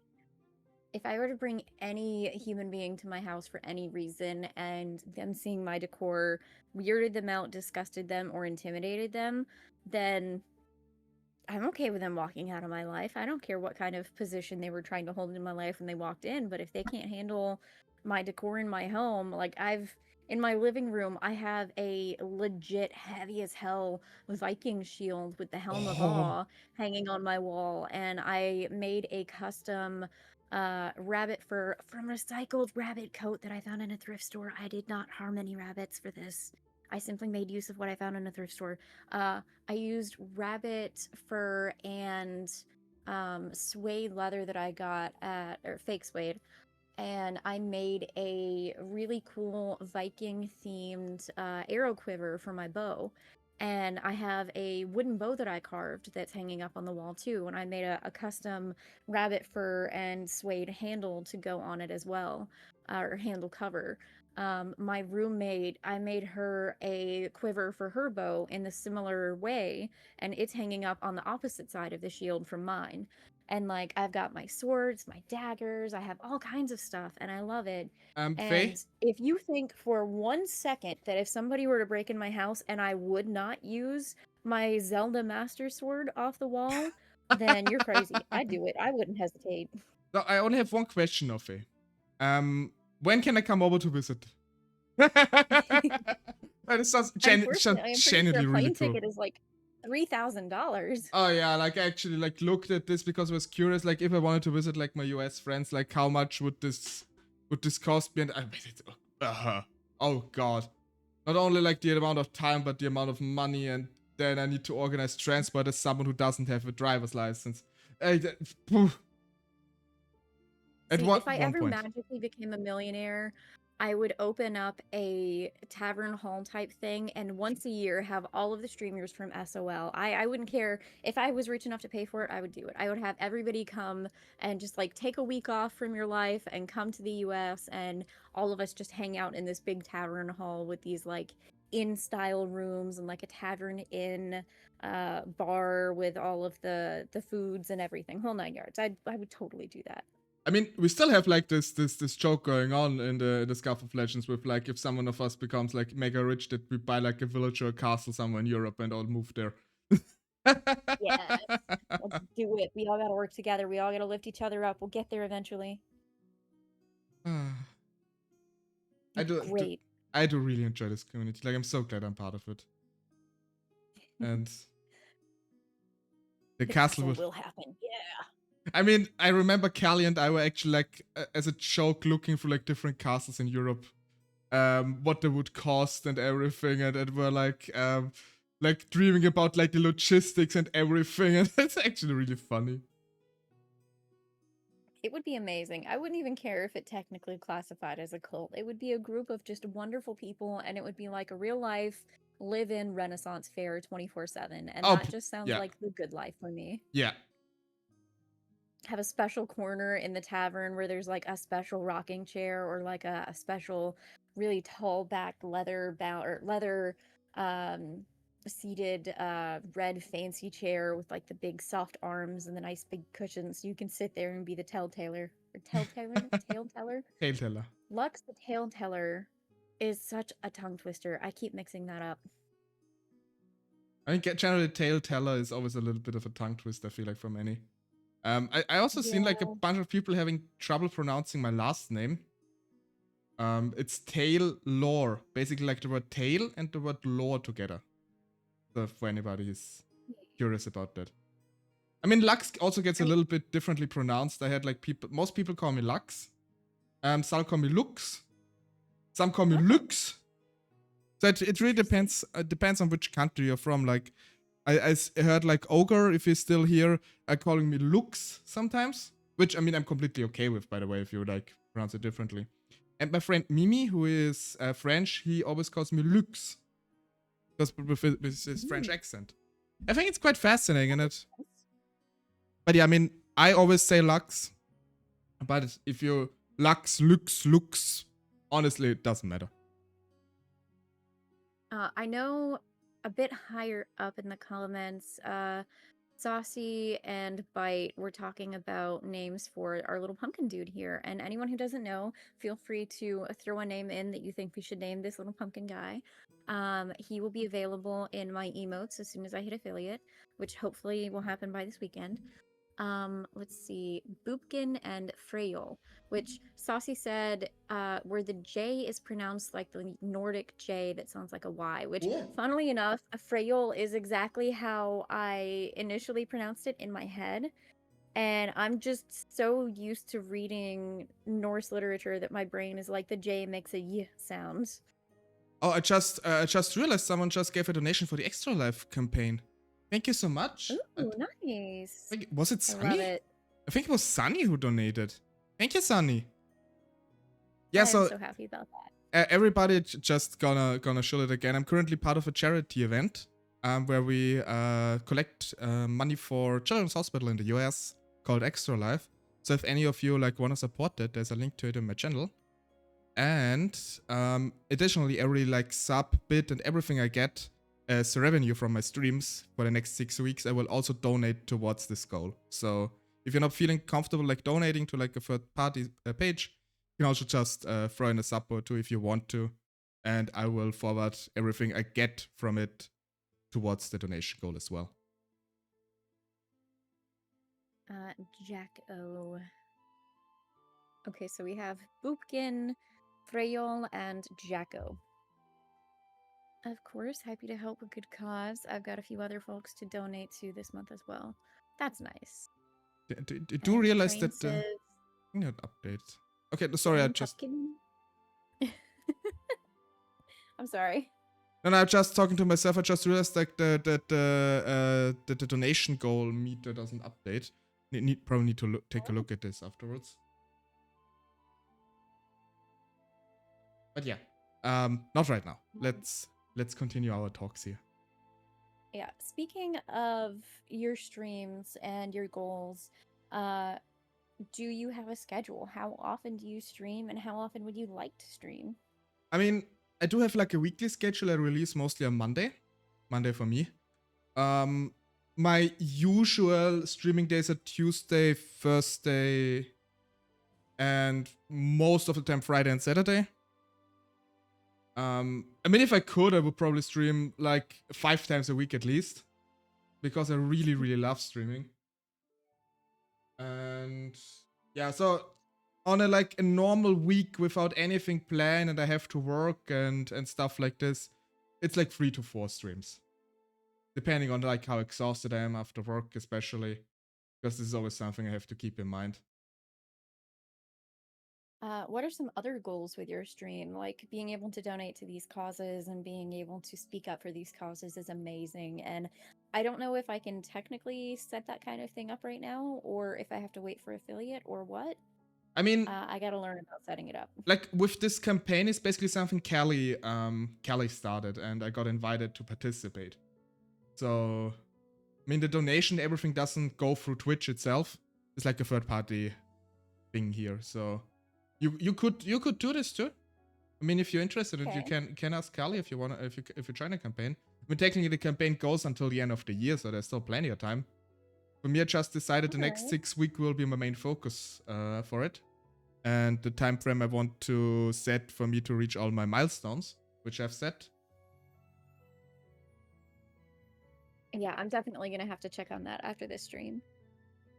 I'm sorry, my dog just got up from her old lady nap. Don't moo at me. Please don't start mooing at me. Don't moo on stream. That's just rude. You're a dog. Don't moo. Dogs can moo too if they want to. She does. See, I think she learned how to moo because I'm small and she's a big dog, and when she's in the way, she's really good at being in the way, like standing right in front of me. And sometimes I'll tell her to move. I'll go beep beep. And then sometimes she refuses and I just go move. And I think that's how she learned it and associated that sound with move your ass. And I think the dog mooing at me is her way of telling me to move to do what she wants me to do. So I accidentally taught her how to moo, and I loved it. I'm probably gonna let her out of the door in a minute here, just in case she does want to go out. But maybe we can get her to moo on stream so you guys can hear it, because I sound crazy. I know I sound crazy. Don't moo, let the dog moo. Yes. I'm sorry, I forgot what we were talking about before the dog. Yeah, like what I wanna do, like with the charity thing and everything, like what I wanna achieve. Yes. It is basically like my main goal is, again, my sappy note. I just want to make people happy. I mean, the world has so many like dark things going on, not just recently, but in general. There's so much stuff that is going on in the world. And I think it's important for everybody to have like a little bit of a safe space. A space where they don't have to think about it for a little while. Just to calm themselves down a little bit. Maybe laugh a little bit. Maybe, you know, whatever makes them feel better. And if I can provide such an environment for others, this is actually what I want. Just a space for people to feel a bit happy and forget about the day-to-day grayness. Yes, I absolutely love that. That's a wonderful goal. Also, I have to say, hey, Vortica, welcome in. Thank you. I absolutely love this setup. This is the setup I have for streamer interviews, which many of you may not know Vortica. She is also a streamer. She often streams Elder Scrolls games, which are really fun. Oh, are you going to move for us? Are you going to move for us? The look on her face right now, oh my gosh. Come on, go ahead, moo at me. Everyone wants to hear it. But I absolutely love the Elder Scrolls. It was one of my favorite game series, so... Skyrim was my first experience with Elder Scrolls, but I fell in love with it. It was great. For me too. Like, I mean, I think I have like over 4,000 to 5,000 hours in Skyrim, if not more. Oh, wow. Yeah, I mean, I play a lot of mods, obviously, but just generally, the little stories everywhere. I mean, haha, the Telltaler likes the stories. Who would have thought?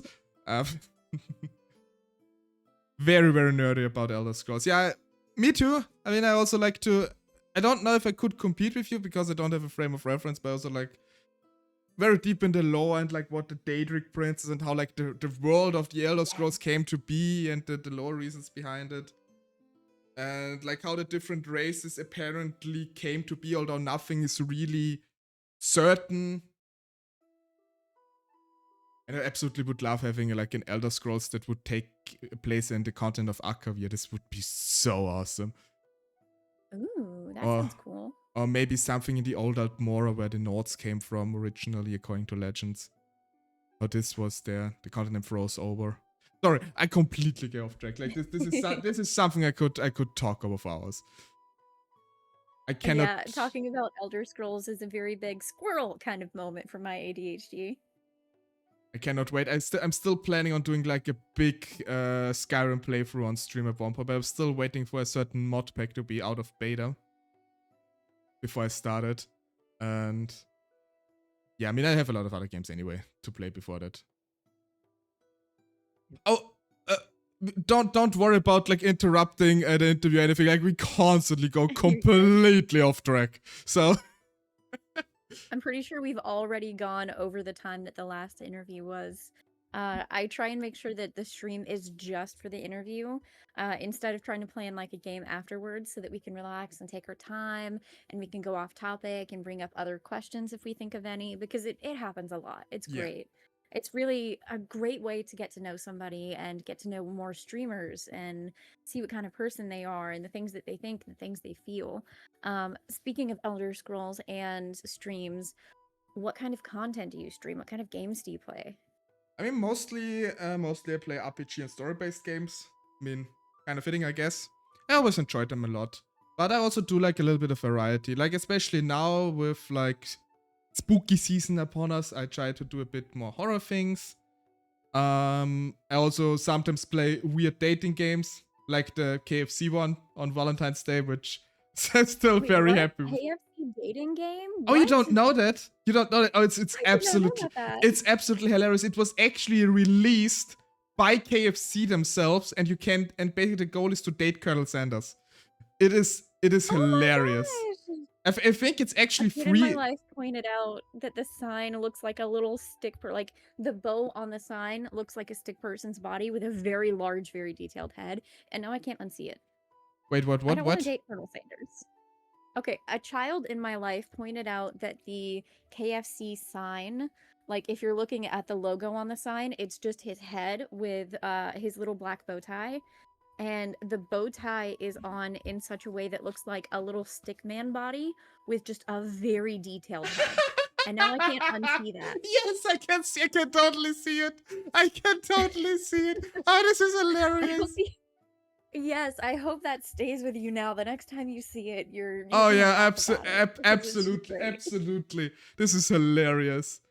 But I'm yeah, so glad. so yeah, I sometimes play like weird games because I just enjoy the silliness, really. But yeah, my main focus is like on RPG kind of things and this and cozy games. I love playing cozy games. I love cozy games. I played Postmouse the other day, and I was a little upset because the game has these stamps that you're supposed to collect while you're playing. And as I was going through, I found different stamps, but they were grayed out, meaning that you can't get it at that time, and you have to wait for a situation to change. And then next thing I know, the game is like, game over. You've reached the end of the story. I'm like, wait, but the stamps. I need those stamps. I can't get those stamps. And like, if you collect all of the stamps, there's a raven whose name is Stamp, and he named the stamps after himself, so that he legally owns all of the stamps. They belong to him, I which love is that. a funny way of looking at it. That's so But if cool. you collect, yes, if you collect all of the stamps, he shows you his absolute #1 favorite stamp of all time. And he can't collect them himself because for some reason he's on house arrest, and I really wanted more information on that. But I didn't get any more information on that. Why is Stamp the Crow on house arrest? I don't know. Hashtag free stamp. Yeah, but I never collected all of the stamps. So now I feel like I have to go through and do it again. But I'm planning on playing Little Kitty Big City on Friday. I have another streamer interview set up on a Thursday in the evening. And then I've got this today. What today? Huh? Afterward? No, This, just our kidding. interview now. Should have thought about that before talking to a few of us. What, corrupting my quote-unquote innocent brain? Like, I'm not an innocent brain. I'm already corrupt, Dane. I'm sorry. I'm sorry to disappoint you. Are you gonna move for me? Are you gonna move? Yeah, Dane, are you gonna move?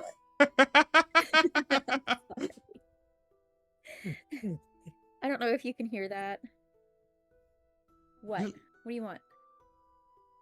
What do you want? You don't want the microphone in your face?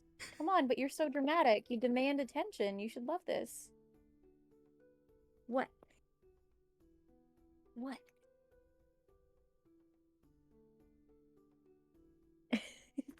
Okay, I'm gonna mute for a second and let her out of the room. I do have a video of her mooing that I will save and I will post to my Discord server as well as the Scuff of Legends furry friends or furry animals, whatever it was, chat.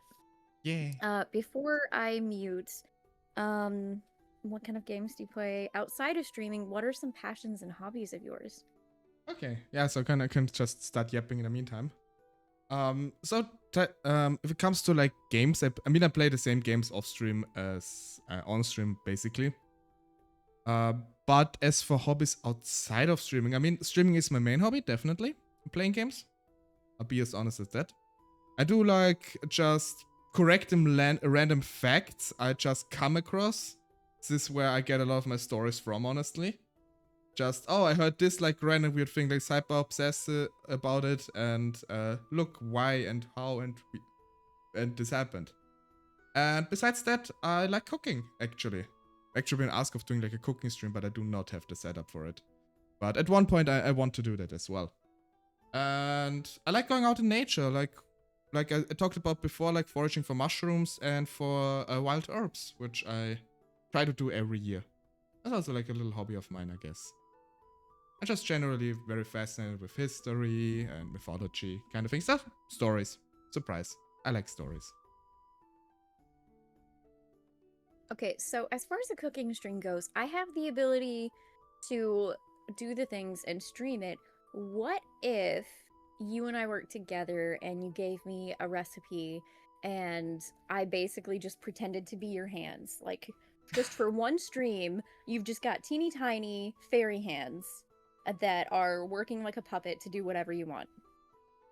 I mean, it would actually be kind of hilarious, I think. It Maybe would. we can think of something like this. This would be fun.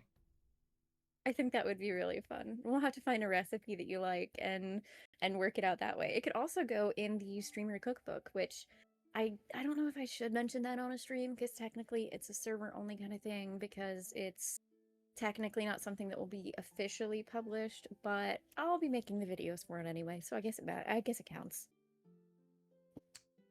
To get to know the different streamers in the Scuff of Legends server, because it is full of amazing streamers. I had this weird idea when watching one of Hannah's streams. She was talking about collecting a recipe in the game, some Legend of Zelda game. And I suddenly found myself questioning, ooh, I wonder what kind of recipes Pamela would have and what kind of foods she likes cooking and eating. So that kind of evolved into this idea of I need to ask all of the streamers to pick a couple of different recipes and like drink recipes or desserts or things like that, and then just make a cookbook of all of the recipes for the streamers. So like each streamer has their own little chapter with the different recipes, so you can get to know their taste, the things they like, the things they don't like. You can learn about their cooking habits. I mean, even if it's just a mock recipe from like, I really like the chicken and dumplings from Cracker Barrel. Even if it's something like that, it would be really fun. Oh I mean, no, what kind of recipes would you have? I could have Forbidden chapter? Oh no. This it sounds like an Ooh. oh no thing, yes. Um but yeah, it's I really love the idea for one. And I mean, I don't have that many recipes. I mean, I have a few recipes I guess I can share. Often I just throw stuff Cooking the together. wrong way. Absolutely, that is the name of your chapter. Oh yeah, honestly, this could be like a great name for like a YouTube channel, cooking the wrong way. And just That'd be perfect. I mean, there is this like one cooking channel on YouTube which I like to watch because it's more silly than actually cooking. Is You Suck at Cooking. What? Yeah, it's actually the name. It's actually the name of the channel is You Suck at Cooking. And Do they like actually suck at cooking? I mean, they just make a lot of silly jokes, but actually cook something while do it. Like there's one joke where he I think makes guacamole, and then he says, "Yeah, what many people don't know is if you cut the pit of an avocado, there's more guacamole inside," which of course is not true. But I later saw some people that saw this clip and actually tried this because they thought he was telling the truth, but he was just shitposting, and it was hilarious. I wonder how many people believe that kind of thing. More than you would probably think. But yeah, it's just it's more of like a mix of like a funny and actual cooking thing. So the stuff he cooks actually seem to be good. I need to try some recipes out at one point. I know we talked a little bit about the goals that you hope to achieve with your streaming channel. If you could use this platform to inspire people, how would you hope to inspire them? How would I inspire people? I mean, generally, I would just say if I want to inspire someone is to be a good person in a way, to be helpful to others. Be who you wanna be, the person who you want others to be, basically. I assume most of us want other people to treat us nicely, and I think this is something I want to inspire people to do. And as to how to do it is, for one, of course, setting an example in this regard, as I try to do this whenever I can. And also what, of course, kind of fits, like maybe moral of the stories I tell. Basically, every story has What some kind of kind of moral. stories do you tell?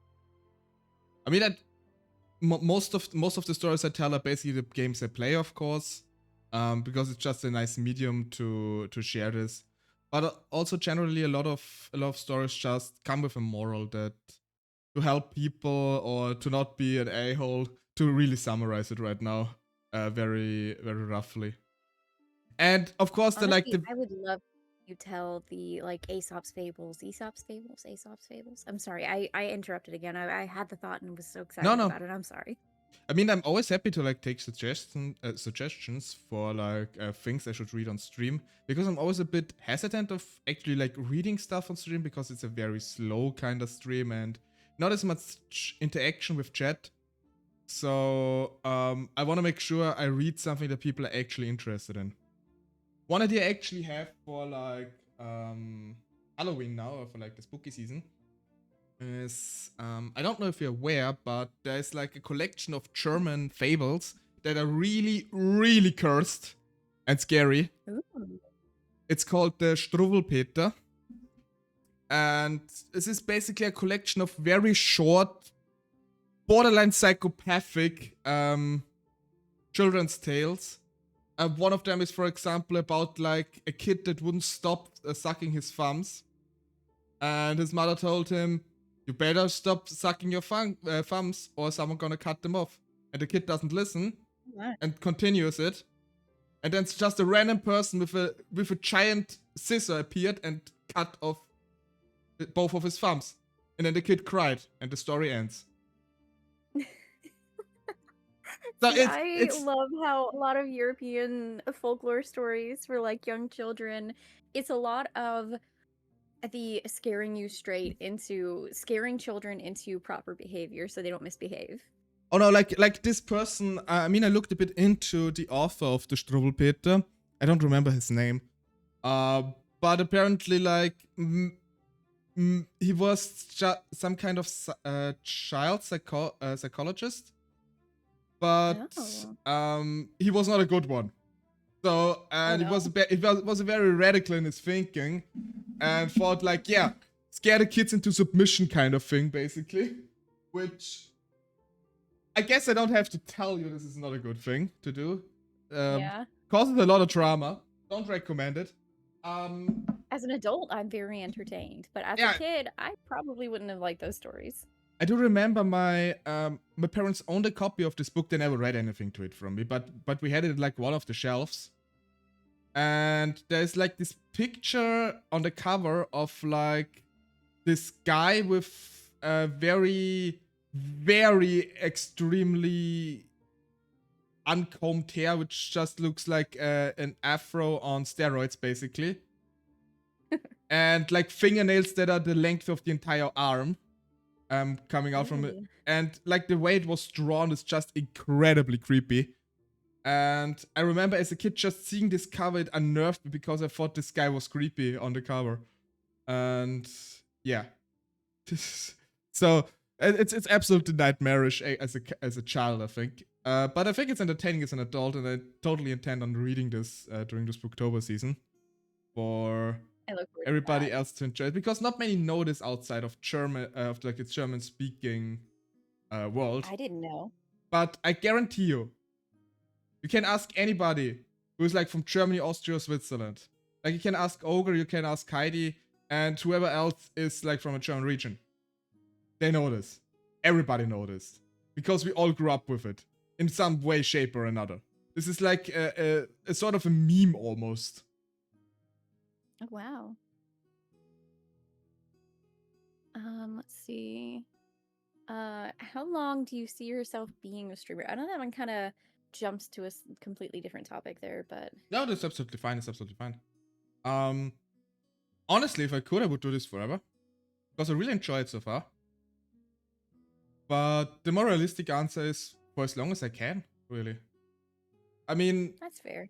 I don't see myself actually becoming like one of the big streamers, manage to live off it or something. But it is a nice hobby and I really, really enjoy it. And I want to keep doing it because honestly, I don't remember the last time or if I ever was so invested in a hobby and having so much fun with it and feeling so good about doing it and finding so many friends. So I don't see myself stopping anytime soon. I like that. I have seen a few streamers. There's an art streamer that I follow, and to hang out in his chat and have a conversation with him, you wouldn't know his age at all. And he's actually in his 50s. I'm like, wow, that's so cool. And he's been using Twitch for a long time. I don't know exactly how long. I would love to interview him one day. But it's such a cool idea to me to think that you can do something you love for such a long time and be a part of the community and just keep going and keep growing and meet so many amazing people, because the longer I do this, the more amazing people I meet, and it's such a cool experience. That is absolutely true. It and this is also a little bit of a part of me why I enjoy helping people like setting up streaming and starting streaming like for you. Um because I have so much fun doing it. I enjoy it so much and it has already given me so very much in a relatively short amount of time. I mean, heck, I'm doing this for about 9 months now. But I want to help others the best way I can, at least, to also be able to experience the same joy I have with doing this.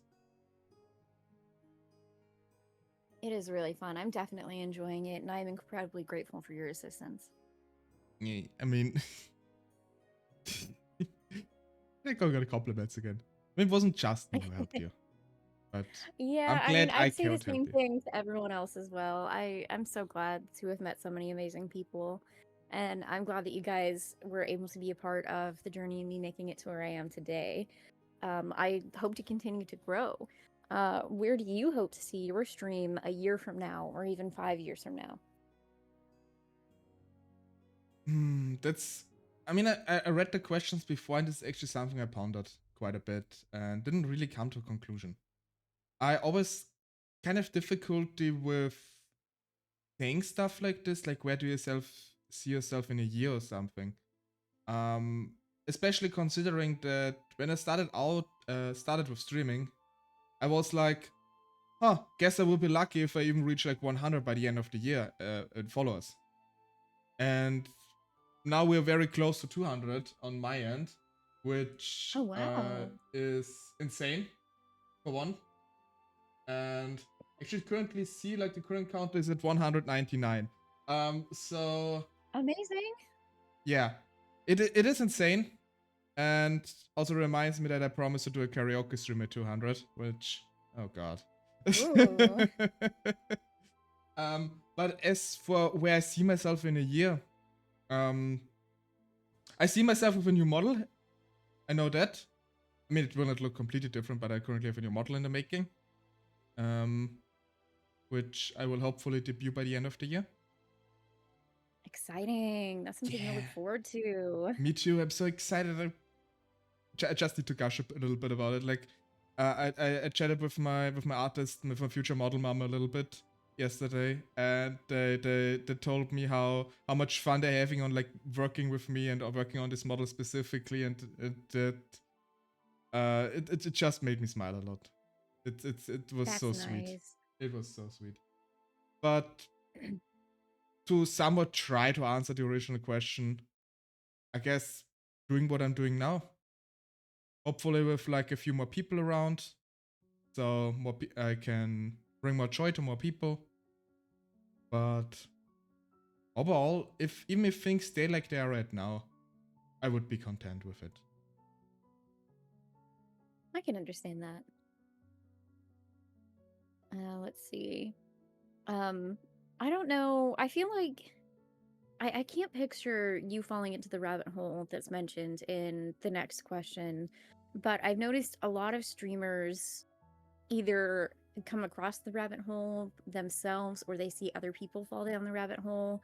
And the rabbit hole that some of these streamers fall into is one where they're doing whatever they can to change who they are, and they're changing themselves beyond what's natural for them so that they can fit what they think their viewers want to see. And they just want to do whatever they can to increase the numbers and please the audience. Have you ever had any experiences or worries like that, or have you seen anybody else fall down that rabbit hole? I mean, of course, I do worry about this myself. What if people are eventually bored of me, nobody shows up anymore?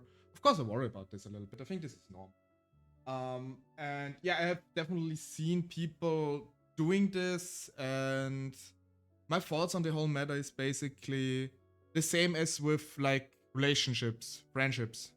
Um, if you are not the person, or if you pretend to be someone else, it is not sustainable. You will not have the joy to do it anymore. And in my opinion, having or taking joy in what you're doing is the most motivational thing you can have. For anybody, I mean, what I've seen are people like in relationships that completely change their behavior so that their partner are happy, but you can see it in their eyes that they're not happy themselves. They're just trying what they think others would like them to be. Yeah. And the same And that's goes for one thing I streamers. noticed with people. I'm sorry. Yeah, I mean the same thing goes for streamers in my opinion. I mean, it is funny if they like, do like a bit one at a time, but if they actually, oh, okay, like the trend goes in this direction, so I need to change my content to be like, I don't know, loud and in your face because this will generate more viewers. It might, of course, but first of all, is it worth it? Do you want to do this? Would you be happy with it? And the second thing is it really a good idea? If you have no substance to yourself, if you have no personality to yourself and just run after things others want you to do, or you think others want you to do, it's important to be yourself. It's important to grow, in this case, a community that like you, that watch you, that follow you because they like the person you are.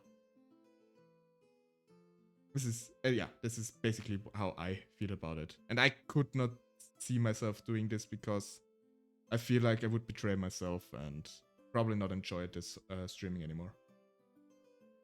Yeah, I noticed that the people that do fall down that rabbit hole, they eventually fall out of love with streaming and doing what they're doing, and they just lose their spark for it. They stop enjoying the stream and the games, and it becomes more about just the numbers, and they just lose the passion for it.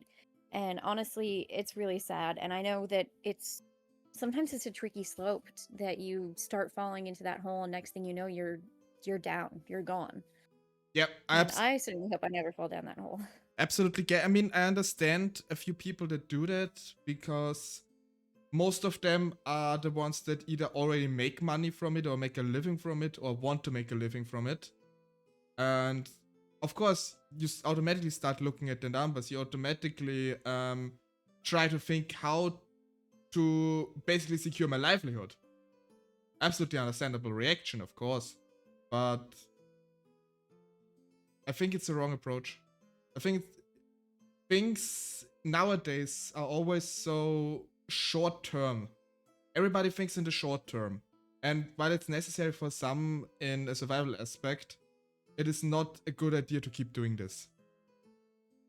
You need to think in a sustainable way.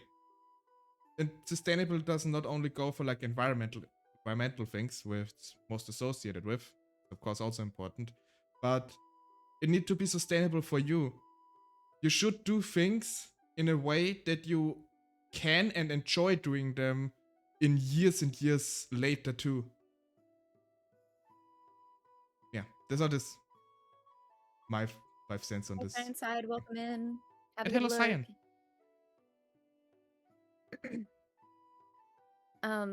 How do you think you've grown as a person since you've become a streamer? I definitely became more confident. I'm more comfortable with people, with talking to people more, with approaching people more, with being myself a bit more. As I said earlier, I'm not fully there yet, but it definitely has gotten way better. And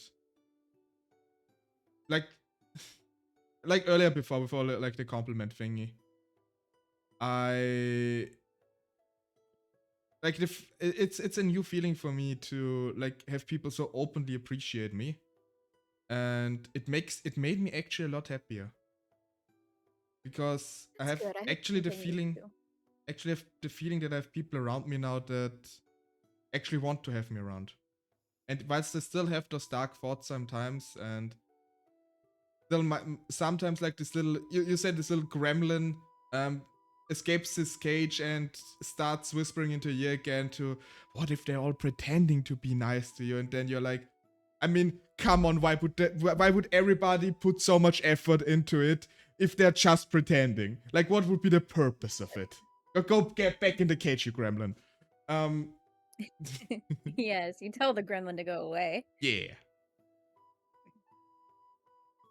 Yeah, So, I know I have a big problem with that gremlin myself, and I'm trying so hard to actively fight it instead of just ignoring it like I used to. And now that I'm actively fighting it, it doesn't seem that big and scary anymore, and it's a lot easier to tell the gremlin to go get in the cage. And the more I stream and the more I grow as a streamer, I hope the easier it gets, because so far, honestly, a week before I started streaming, I wouldn't have thought that it would have made like my confidence increase. Like you said, I didn't expect that. I didn't think that streaming would do that for me, and it's definitely something that I needed help with. And I'm amazed with how much I feel like I'm growing as it is. And this is only my third stream so far. I mean, one thing I want to tell you, I want to tell everybody, and that also have this issue of like such a little gremlin or something like this telling you those kind of bad things. Even if you find something that gives you confidence, like streaming for Faye and me, you will still have those bad days sometimes. Sometimes they will break out of your cage and overwhelm you. And that's okay. Don't beat yourself up over it. Everybody sometimes has a bad day, and it will go by again. Sometimes you need a break to regain energy to to wrestle the gremlin back into its cage. And you're not worth less for it. You don't disappoint anybody for it. Because I like talk to a few people in private that have this issue, and I sometimes also had this issue in the past with myself. And it is okay to say I'm not feeling okay. I need a little break, need a little me time. You don't need to be specific about it, of course, because it's also stuff that's very personal. But just be kind to yourself and allow yourself to also have those bad days, to have those weak moments, and don't define your entire life over it. Because when the bad days are gone, the good days will come again. That is some great advice. I'm definitely going to be going through after this stream and clipping different bits and pieces. So look forward to that one being on there. Absolutely will. What do you think makes a good or successful streamer? The most important thing for me is, as I said, a way of longevity. That this is kind of ties back to the whole story or the whole question with like the rabbit hole when streamers change themselves to gain more audience. You need to be sustainable. This is something that makes for me a good streamer. Being genuine, being of course not an a-hole, a doy, and be the you that is sustainable for stream. And of course, you know, every streamer, especially the bigger ones, have a certain duty to uphold to like be a good guideline, a good inspiration for other people to how to be a good person, in my opinion. And this is what makes a good streamer if they can do this. I agree with that. What do you think is a good sign that someone is a good streamer? A good sign for me is when they are open in saying they have to like cancel a stream because they're not feeling well. When they show signs that they're also taking care of themselves. and being responsible with the things they do. That's nice. That's a very good thing. Yeah. I think one green flag for a good streamer for me is the community of people that they attract to them. Yes. If the people in the comments, the people that are always there, the regulars, the supporters, the people who are there simply because they want to be there, I feel like that's a really good sign of a good streamer. And I feel like, ooh, I feel like a Desi is here. we got another raid. Oh my gosh. Hey, Des, welcome in. Hello, Desi. It's good to see you. We were talking about green flags for how you can tell when a streamer is a good streamer. And then a good streamer was just appears? talking. Yes. And I was just talking about how one thing that helps me recognize a good streamer when I see one is the community and the people in the comments. And I gotta say, one of the things that got me involved in this community, Des was actually the first person that I met from this entire community. And then I got pulled into this amazing group of people, and the community in the comments, the support, just everyone being so wonderful and kind and accepting and open-minded. And it's such a great place to be. All of the streamers, as soon as I see a streamer in this group, I instantly know I'm gonna love them. Yes, I'm actually for me. Emma's got a little cute little dancing rat here. Welcome in. The red dance. All we're missing is Callie with the little emote thing that she had made with the rat dancing back and forth. Oh yeah, you mean the one that Al made for her, or like just the mouse wiggle? There's so many different versions. There's so many. There's so many great. Yeah, this one, Desi. This one is probably what you meant. Oh, there's one that I've seen in the server where it's kind of looking left, right, left, right.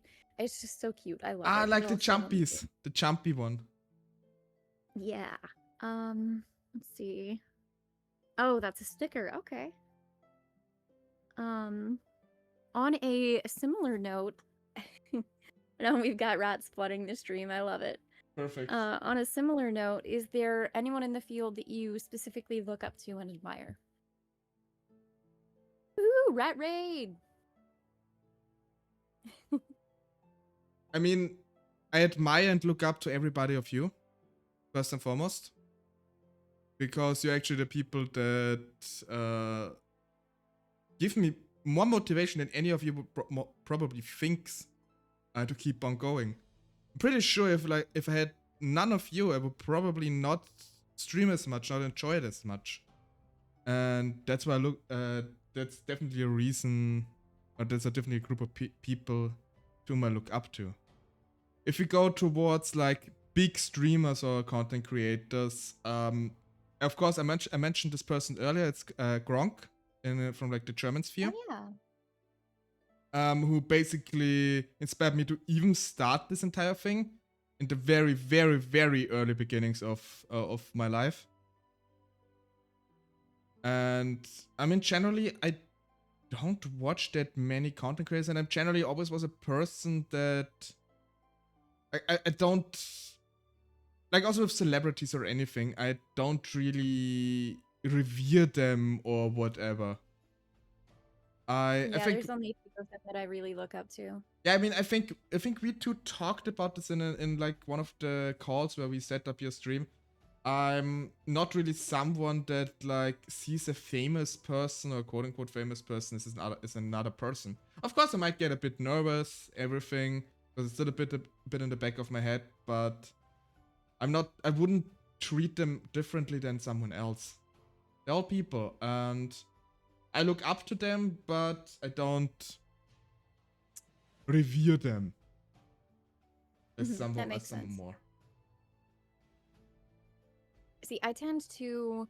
There are different people whose work I admire, famous people-wise, and then getting to know who they are as a person outside of the movies and the TV shows. That's where I really start to learn to respect people. And it's things like this, the interviews, where you get to listen to their thoughts, their opinions, their feelings. You get to know them as a person. You get to see the choices they'd make and how they answer certain questions and how those questions might be answered differently from other people. And that's where I really start to learn to love somebody as a person that I really look up to and admire. And as far as famous people go, Dante Basco, 10 out of 10, is one of those people that I look up to. I've gotten to meet him in real life. I got to have a conversation with him. He's great. Quincy of Quincy's Tavern is also a wonderful person in real life. I've had several conversations with him, but I've never met him in person. Great person, wonderful, supportive streamer. He also streams video games and has several different VTubing models that he uses when he doesn't feel like sitting in front of a camera. So I can understand and respect that. I mean, if you're going towards another streamer I really, really like the content of and the community of, would be also RT Game. I really like them. It's like Nice. It's an Irish streamer, a little bit chaotic, but has a really good heart in my opinion. It's just a funny guy to be around. I never like talked to them or anything, but I guess it would be a person I could, like, if I ever get the chance, I could see myself getting along with them.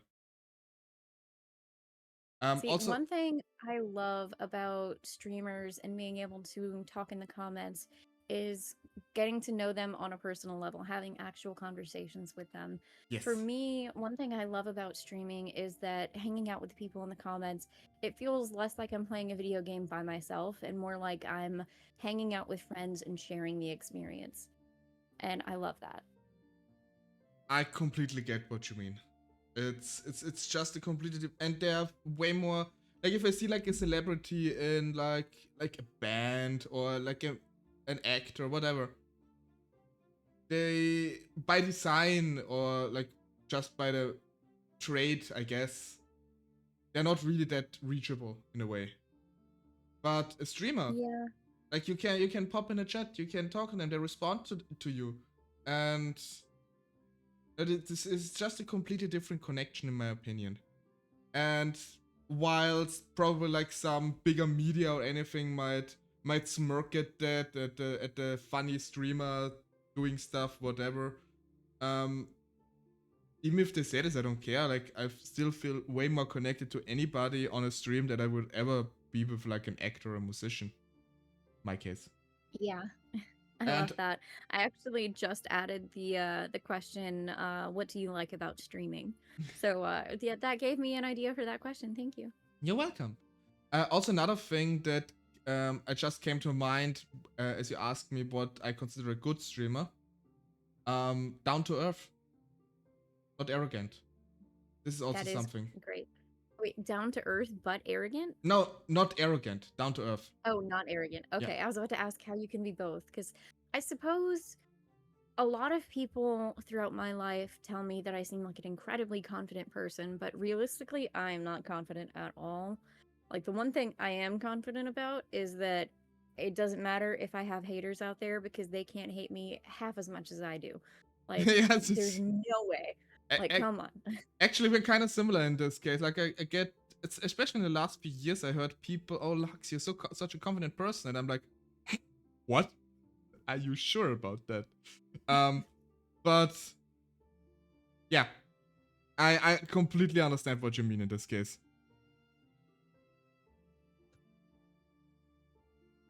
You can't be both. It's called double moral. Yeah. I guess. There is one actor, I want to say, I think it was Jake Gyllenhaal that I had seen say it, but I could be completely wrong on that. Someone had said, if you have a problem with me, call me and talk to me about it. If you don't have my phone number, you don't know me well enough to have a problem with me and you don't deserve to say anything. And I love that. I'm going to keep that in mind. Yeah, I mean, I know this, I know this quote. I mean, I don't remember the actor because I'm horrible with actor names. But does that mean, like, Faye, I don't have your phone number, so I cannot complain to you? I mean, I could call you over Discord, but, you know, specifically said, like, phone number, so I guess I'm not allowed to.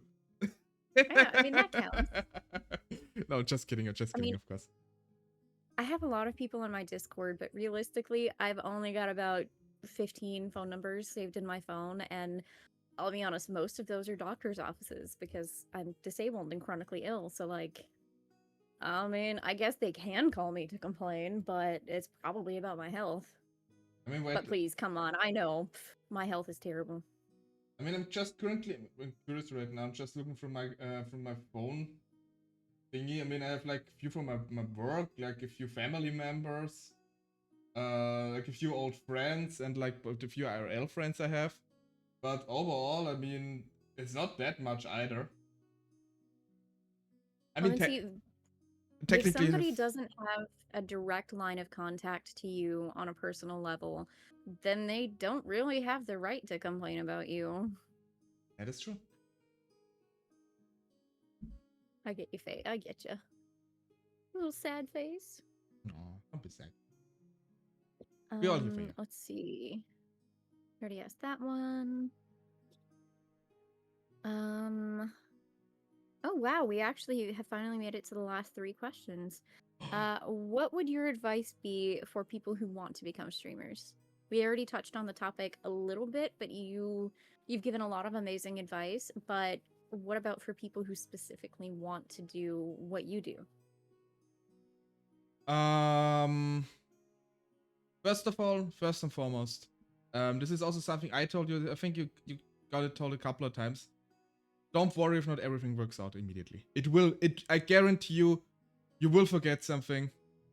There will be scuff. It is unavoidable. Don't beat yourself up over it. This is the first and foremost thing. Yes. Because I think this is.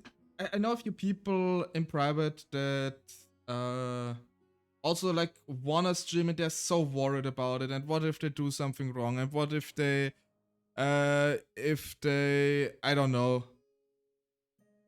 like mess something up, whatever. Don't beat yourself up over it.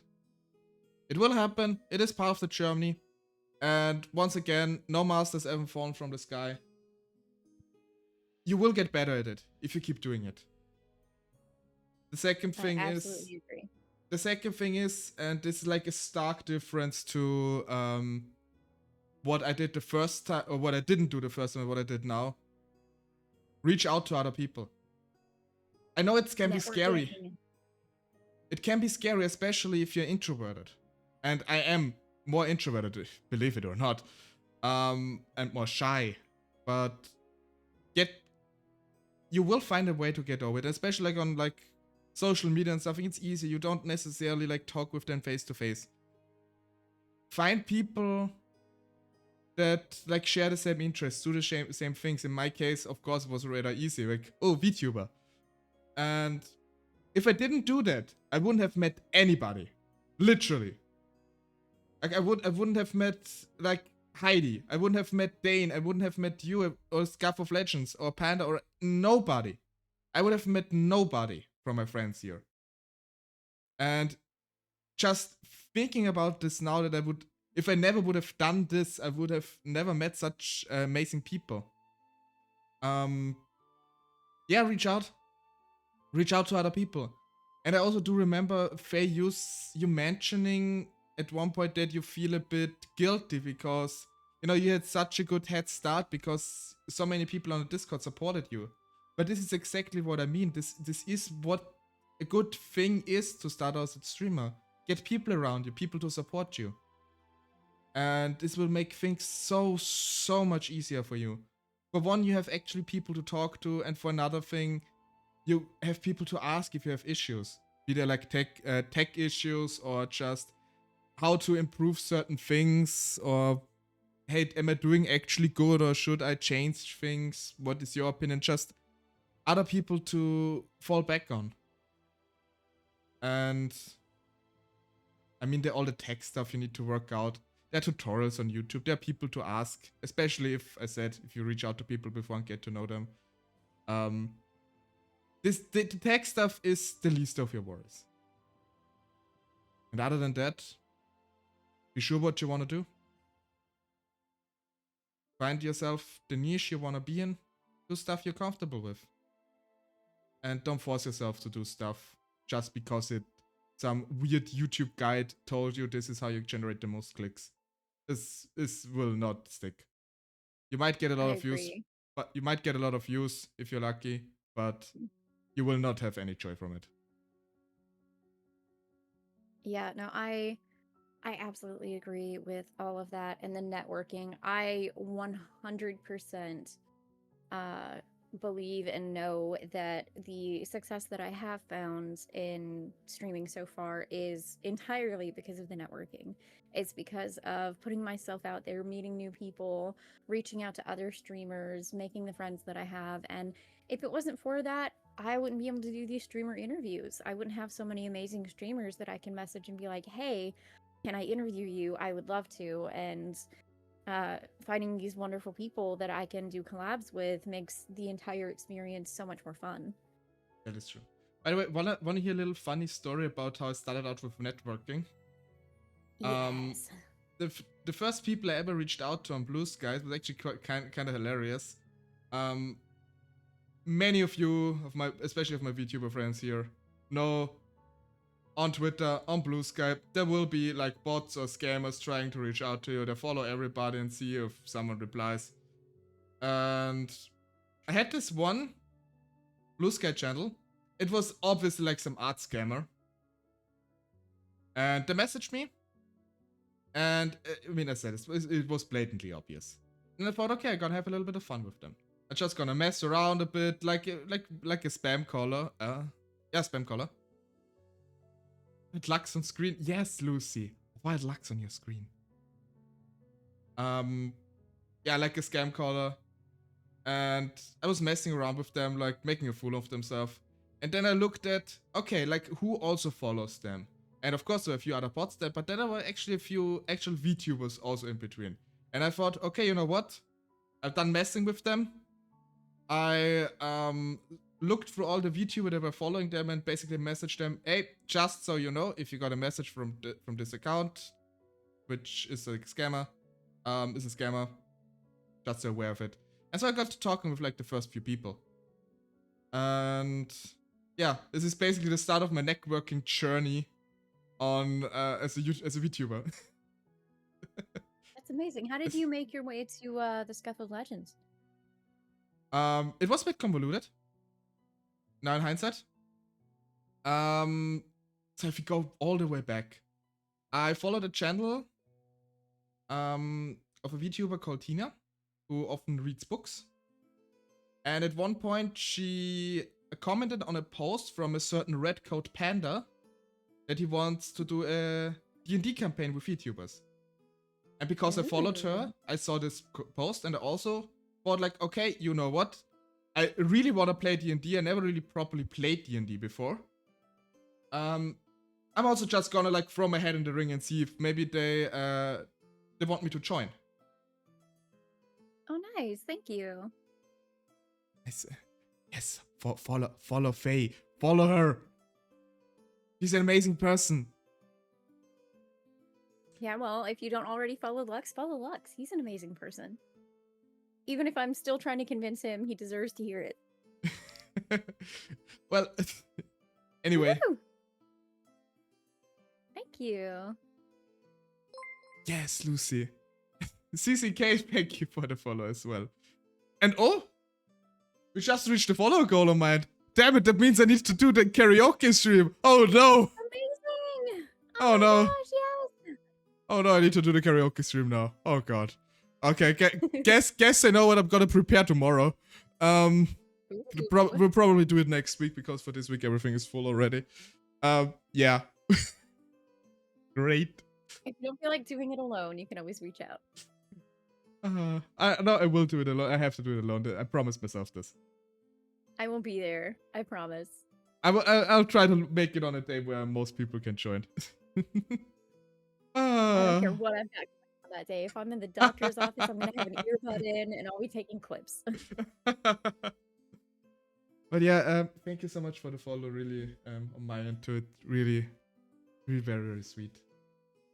But yeah, back to the original story. So I saw this post about like D&D from Panda, and I thought like, okay, gonna ask if is there room for me, and he said yes, and that's how I first met Panda, of course, Rock, Splin, the first time I talked to Hina properly, and I know I'm forgetting someone. I know I'm forgetting someone right now. Dang it! Ah, this is gonna bug me. Who am I forgetting? Hey, yeah, Paleo. What's everything? Thank you, Rose. So yeah, and good thing, Byzantium Rose. Good thing following Faye. It's very important to do that. Yeah. So the D&D thing happened. Via the D&D thing, I got to meet a few more people over time. Like I by coincidence found Rena and Silva.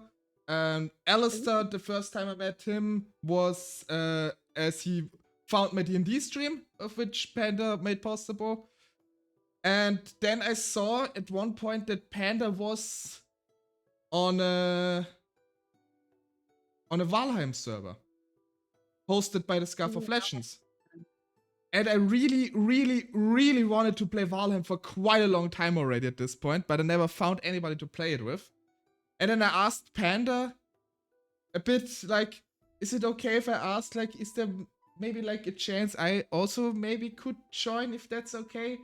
And then he was like, I mean, sure, yeah, just go like ask Callistra. She's in the chat right now.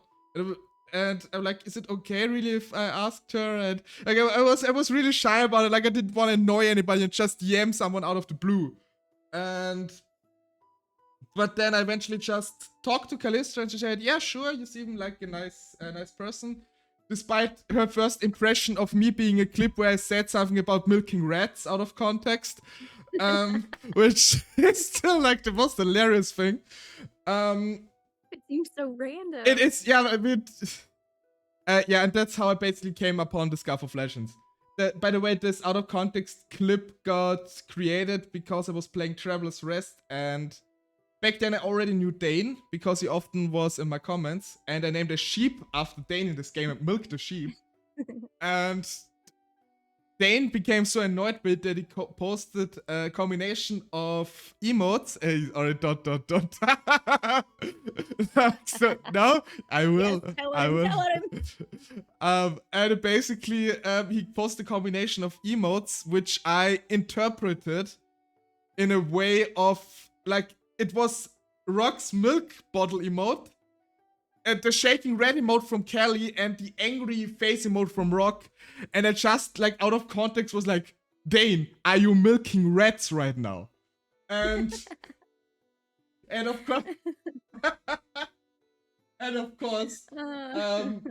and of course, this is how this clip with milking rats came to be. And I posted this on. Finally, I got the context. Oh, you did. Okay, now for everybody who never had the context, this is how it happened. And like this got clipped, and Callie must have seen the clip on like Blue Sky or Twitter because it was reposted. And this was literally her first impression of me. The rat VTuber saw some random guy talking about milking rats. And suddenly this guy's asking her if they can join the Valheim server. And that sus emote is perfect. Yeah, it was this sus emote. This was what I interpreted as a milk bottle. And I don't know what besieged Callie to actually give this a proper thought, but I can definitely say I'm eternally grateful that she didn't define me over this random clip. Yeah, so Lux, no. Although I do play Story of Season, I have like a couple of people named after cows from the Scarf of Legends. So I purposefully didn't name it a cow after Dane because I know he would be angry. I named a goth chicken after him instead so I can collect his eggs. Oh wow. Lux is the milkman. His milk is delicious. He suffered enough. Oh man, that's great. Yeah, but I'm glad I could give some people the context to this entire story. And yeah, to summarize it off, this is the tale of how I came into the Scarf of Legends. It's a wonderful tale. Yeah, and Except honestly, for maybe Jane. It might not be wonderful for him. he's fine. He's fine. I thought of a second of saying like he enjoyed it, but I'm pretty sure like he would kill me if I said this seriously. No, but I actually I spoke. Jesus. But I actually have to say, like becoming part of the Scarf of Legend and eventually even getting offered like the rank of myth there, so that that I'm a more integral part of it is like I'm eternally grateful for it. And in fact, I mean, I do not even have my own Discord technically. Because for me at least it doesn't seem to have a point of creating my own Discord. Because, you know, everybody I like, everybody I know is already on this Discord. And I mean, the only thing that would be interesting is like posting my stream notifications. But since I'm a myth, it happens anyway there. So, I mean, and before I'm gonna start like also monitoring my own Discord and making sure everything is up to speed there, I'm just gonna like stick around and smooch off this one. No, I try to contribute as much as I can. But I mean, it's, of course, everybody, this includes you, Faye, who has their own Discord despite all that, or additionally to all that, or whatever. It's absolutely no flank against any of you. It's just like my way of thinking because I just wouldn't have the energy and time to properly like build a Discord. And if I would do this, I wanna like have the time to actually do something with it. But I think this is just way better because I think most of my community is there anyway. So why split things up? Understandable. I am still learning how to use Discord myself, but I will post my Discord here in case anyone in the comments would like to join. You're welcome to come in and hang out and join the shenanigans. And hello Unleashed, hi. And I'm also gonna take this opportunity. So I hope this goes through on your channel too. The link to the Scarf of Legends Discord if any of you want to join us there. Ooh, yes. In the lovely, lovely community. Where I'm very, very active as well. It is a great place to be. Yes. Nail? Yeah, it's just a running gag between Dane and Unleashed. Oh, okay. Let's see. Is there anything you would like to say to your existing and potential future fans? I mean, first of all, for me, saying fans feels weird. I know, right? But I mean, everyone is friends we hang out with. Yeah, I mean, I always say hello, friends, and stuff like this because I don't. I mean, this probably also loops back to like my overthinking and everything, but I don't see myself as someone to be a fan of. I don't know. The adoring audience, yes. The adoring audience, yes. That's probably more like it. You know what? I'm gonna reword that question into followers because that's a little more specific. Yeah, but same fawning fans. I'm gonna post a link like this since Pamela mentioned that the Scarf of Legends invite link didn't go through, only in my chat. And yeah, I mean, what I want to say to everybody is just be kind to everybody, respect everybody. I mean, there's not an issue with I luckily had never ever someone in my chat that would not appear to that. But Lux Summer Spicy Calendar when? Dane, are you okay? Did you fell on your head? Like, I mean, my spicy calendar would just be a bunch of toes. Oh my gosh. 12 toes. Does he start out with no toes or does he start out with a normal amount of toes? No, I start basically one toe for each month. So like the first one is extremely cursed because I just have one toe on one foot. Okay, no. That reminds me of those thumb people from that one Spy Kids movie. I haven't thought about that in so long. Thumb people, toe people, whatever they were. What? I don't know this one. You haven't seen the Spy Kids movies? No. That was a part of my childhood. Basically, the bad guy used this weird machine to create these people. Like, their head is a giant thumb, and each arm is a giant thumb, and their legs are a giant thumb. Nope. never It's seen this. disturbing. I mean, I can imagine, but I mean, yesterday in Heidi's chat, basically like the theory was created that I have a cellar or a basement full of severed leg, so cannot be that much more cursed. Oh God, I Yeah. remember the thumb people. Yeah. But anyway, in summary, you know, just be nice to everybody. Be respectful to. I mean, be respectful to me, please. It would be very appreciated. And be especially respectful towards each other. This is. Be a decent human being. It shouldn't be something that I need to say, though. Because I think everybody here is doing that. Respect the thumb people. Respect the thumb people, yes. Is there anything you would like to say to your future self? Don't be so hard on yourself all the time. God damn it. You're doing well. I mean, look, I thought that at this time now, I didn't even think it would be possible to have even a single time a 2-digit number of viewers, for example.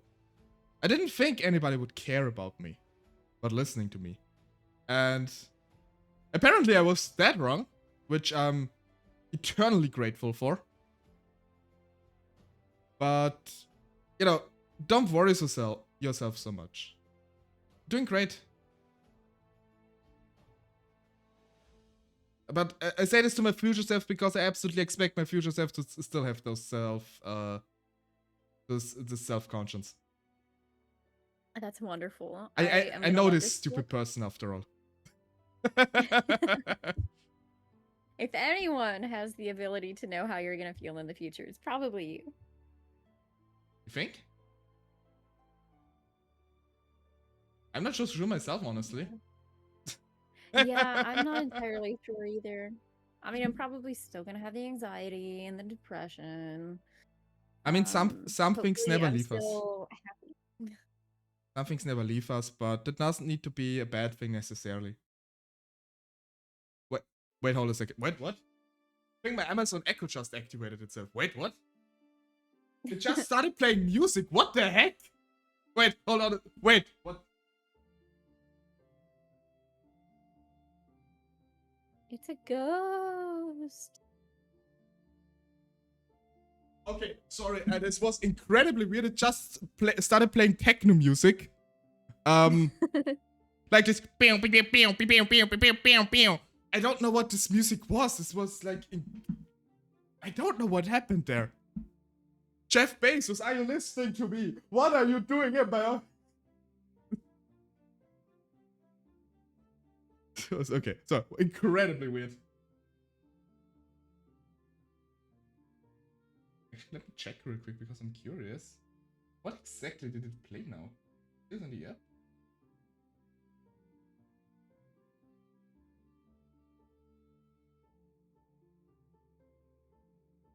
You know what? There's a little thing that I have to do real quick. Yes, of course. Sorry, I'm just really curious right now. Oh no, you're good. What exactly happened here for me? Not like they played something from James Bond, the musical? What?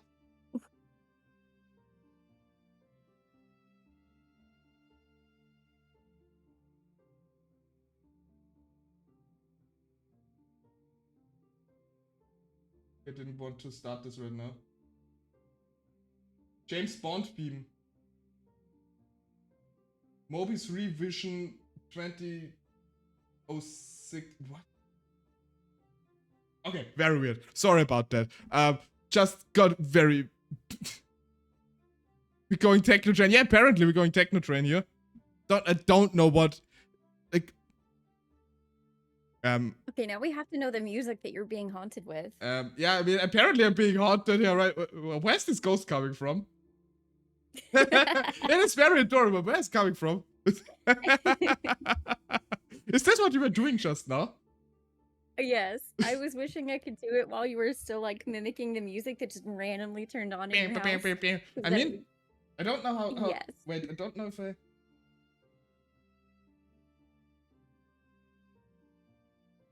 I don't think it's going to be picked up, but yeah, this,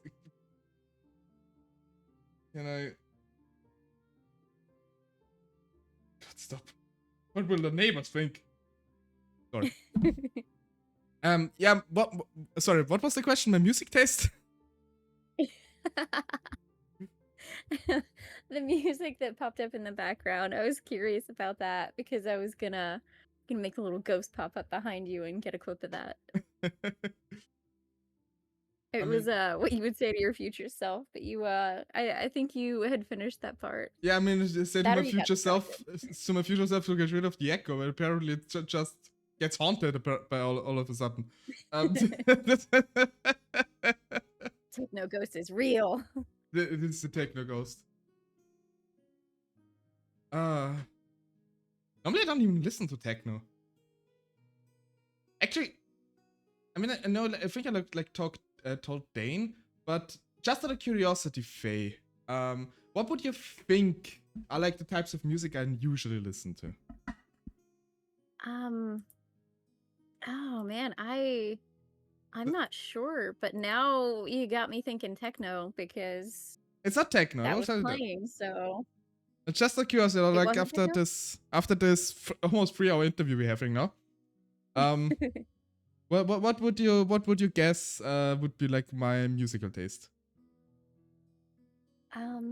Honestly, you are a pretty open-minded person, so I'm gonna guess your music taste is a little all over the place. Yeah, I mean, yes, yeah, but I can tell you obviously seem to like classical and like tavern style music. It's a very peaceful vibe.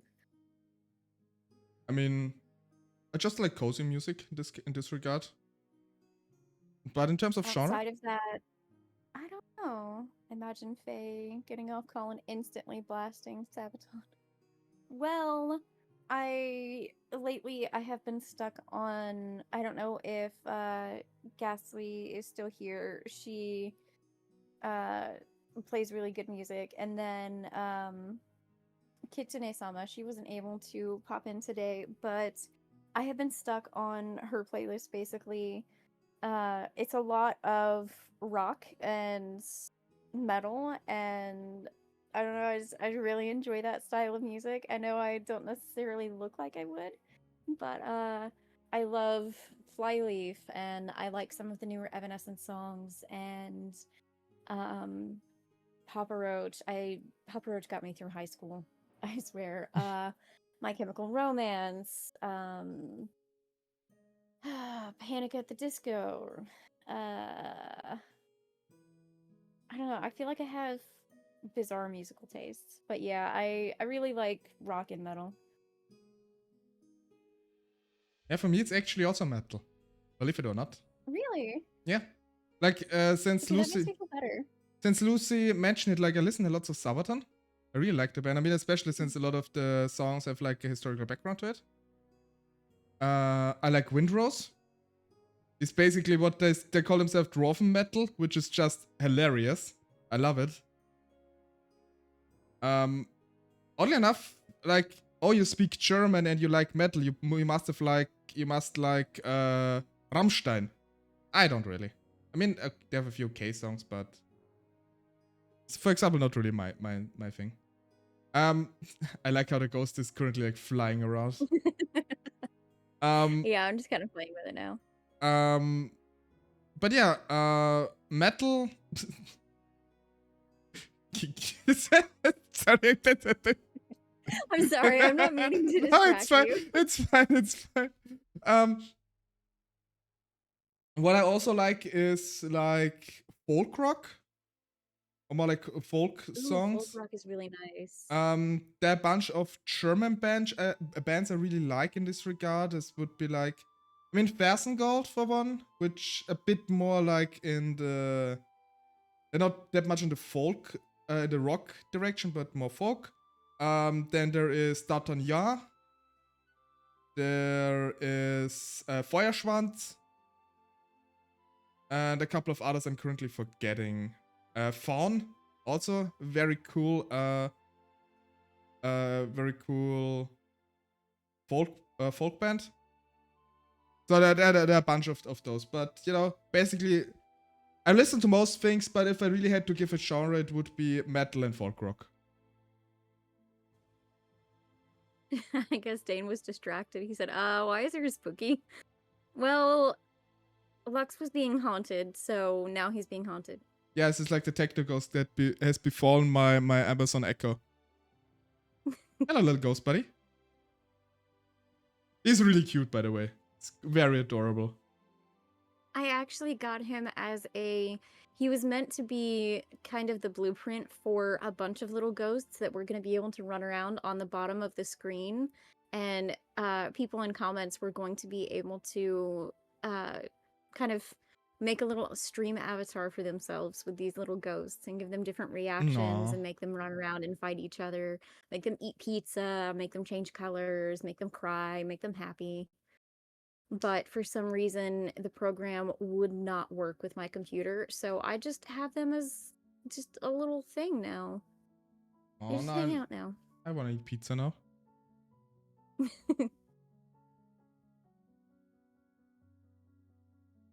But yeah, so that's basically like my music taste. That guy's so adorable.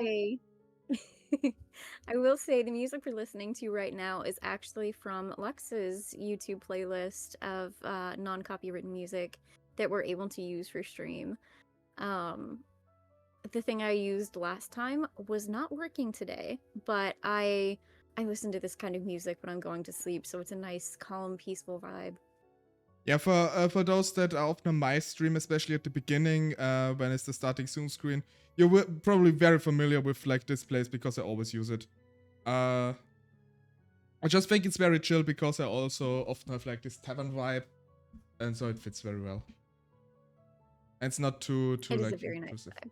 I wanna like try to make like an actual own playlist because it's just a pre-made playlist from YouTube. At one point.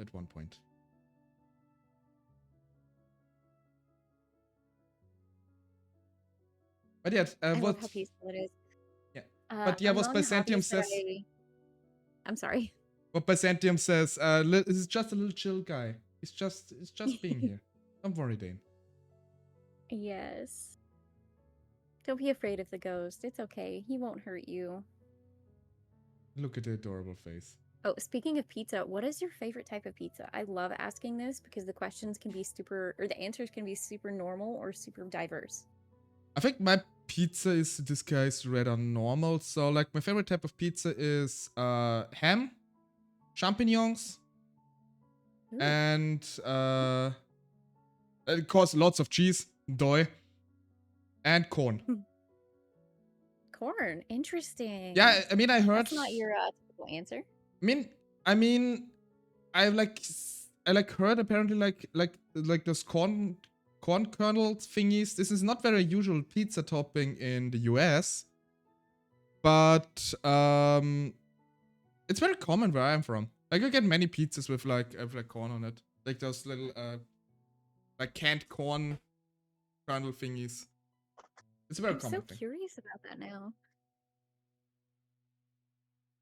My personal favorite is barbecue chicken pizza.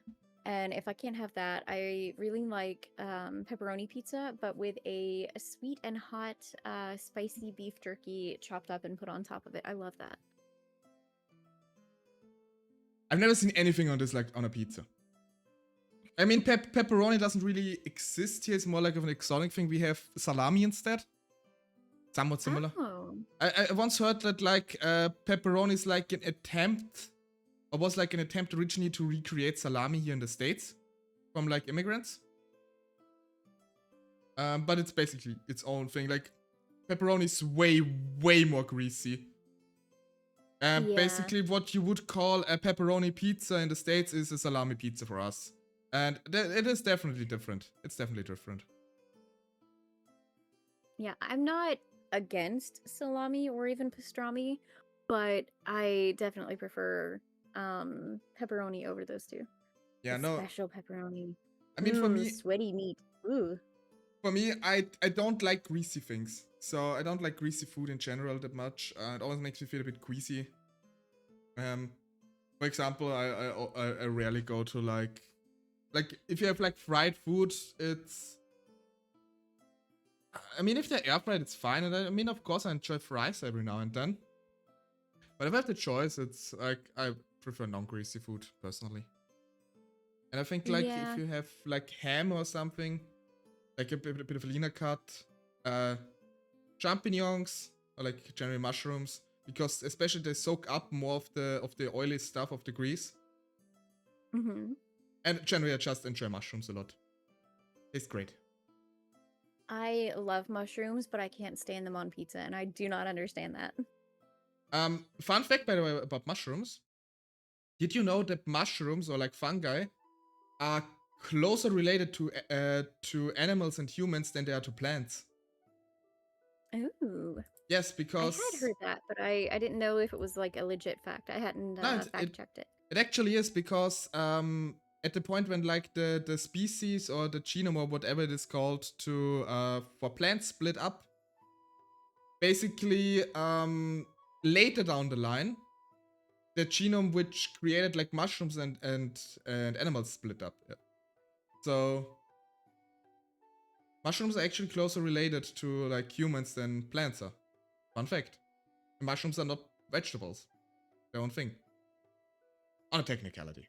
It's like saying tomatoes are fruit. They technically are fruit, but everybody considers them a vegetable. Or most people.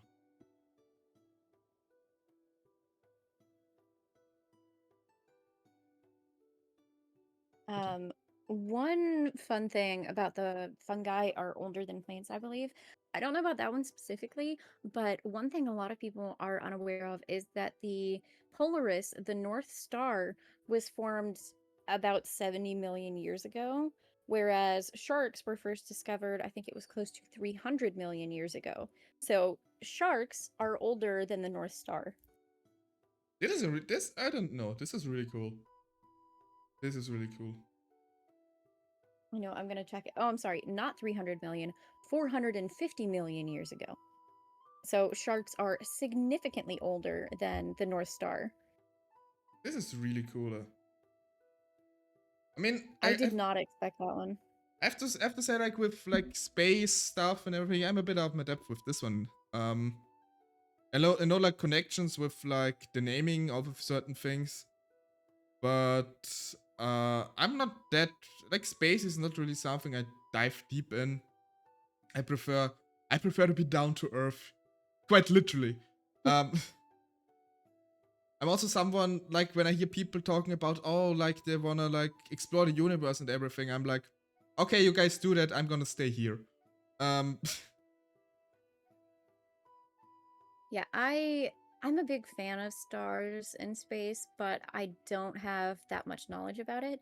That fact had actually popped up on a bizarre animal fact page, and I just thought it was really cool. So I held on to that little nugget of information. Oh yeah, I also love Also, I am random so effect. sorry. I had a dyslexic moment, and I read I used to put money on cheese pizza I would get from Costco, and I'm like, well, I've heard of people eating gold, I mean, which I don't think I could do. like eating gold or like gold leaves or whatever it's called in English. Yes.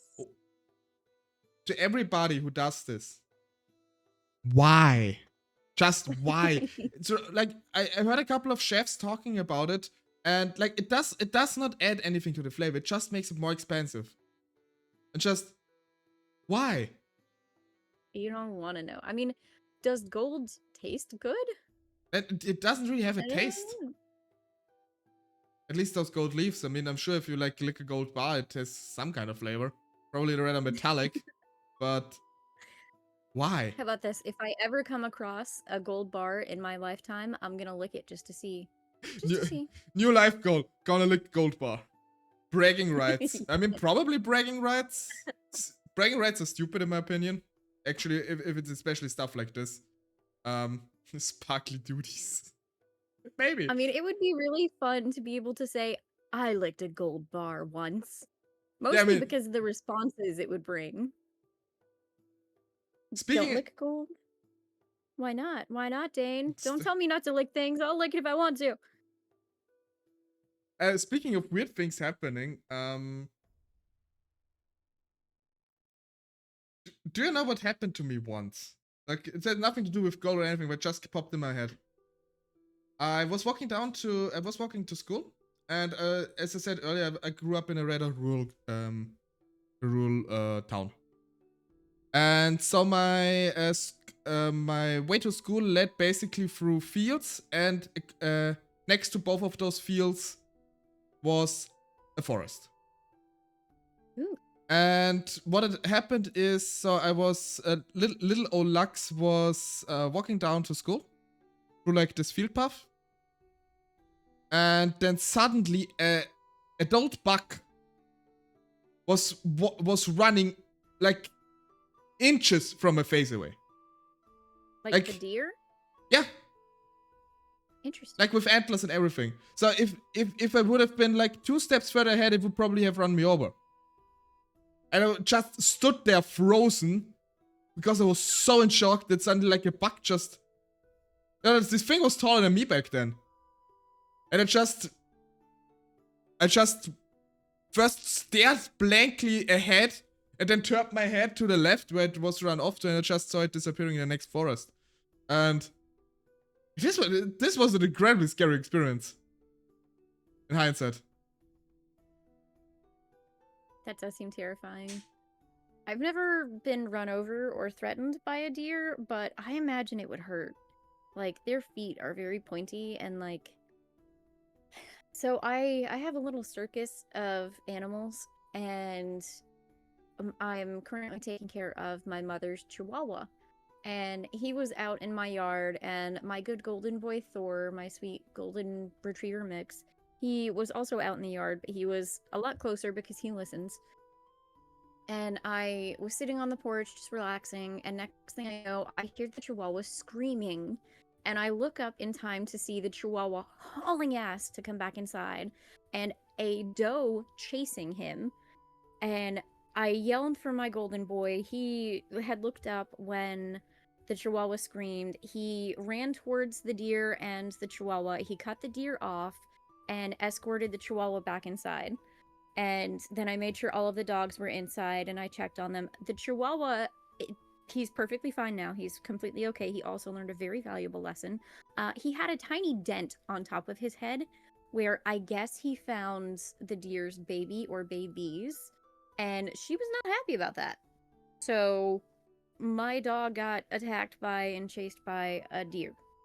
Oh dear. Sorry. And that's such... It's such a weird thing to be able to say, but he learned a lesson not to fuck with the deer. Because I live out in the middle of nowhere, and there's woods all around me, there's lakes nearby, I'm in a valley in the mountains. So there's wildlife, and this tiny chihuahua, for some reason, is under this impression that he can take anything on. He looks at the big dogs, he's like, I can take them. He looks at this fucking deer, he's like, I can take it. And thankfully he hasn't seen a bear yet. I really hope he doesn't try to take that on. That's why I just give up. Wherever he is, no bear would ever tread a dare walking. They fear him. Feeder He of bears. seems to think so. He bullies the German Shepherd all the time, and I feel so bad for him because he's such a pitiful big baby. And this tiny Chihuahua is such a mean little bully. And I just really want the German Shepherd to just sit on him. All he's got to do is sit on him. That's it. I've seen a lot of deer in San Antonio. They're pretty chill there, and some of them would let you pet them and feed them corn. But yeah, don't fuck with deer. Yeah, I thankfully have only personally had a positive experience. I ended up pulling a baby deer from an old, like, fallen over cattle fence a few years ago. Sometimes the universe puts animals in my path that need help, and I do whatever I can to help them. That was by far the coolest animal I have been able to help and rescue. Yeah, Disney princess. I'm convinced. Just a little bit. It's mostly like dogs and cats and sometimes birds and turtles. Yeah, I was just about to say, like, I could imagine you walking out of your house and suddenly like the birds starting like flying on your shoulders and just chirping happily. I could totally see this happening. I wish. I would love to do that. I had taken care of a baby bird many years ago, and At first, I didn't have a positive impression of that type of bird, but watching it grow and bonding with it, I learned to love cardinals, the red birds. I love them so much. Unfortunately, he ended up not making it in the end, but Mm. for a time, he lived a very happy, healthy life with me. I mean, for every creature comes the time at one point. It's always sad, but you know, Yeah. the way I see it, be it animal or human, if you have such a strong feeling about them leaving, dying, it just means you love them a lot. And to be able to love a person or an animal so much, I mean, this just means you had a great time together. You enjoyed the time.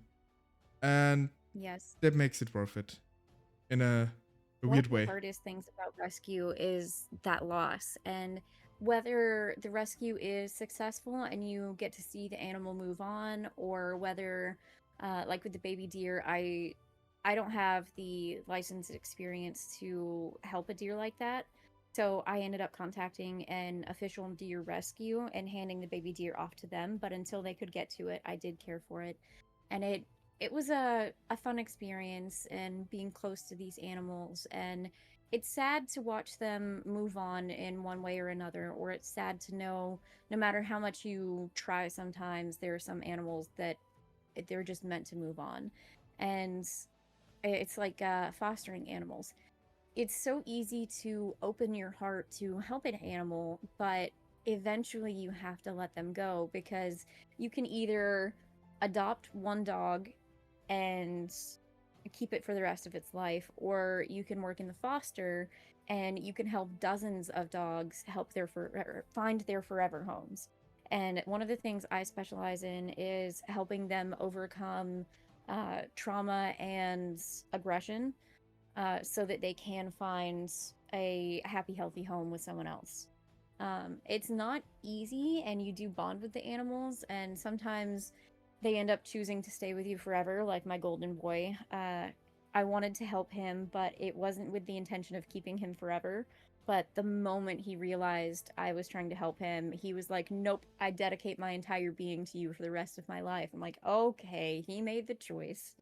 So I respected that choice, and here we are a few years later, and he's still my sweet golden boy. And I currently have 4 dogs in my home, so I can't help with any dog rescue right now, but I wouldn't hesitate, like I did yesterday, going barefoot across the street, climbing up a small cliff into the woods, facing the unknown to help an animal in need. I'd do it again, just with a little more caution now that I know that there are, in fact, bears that hang out right there.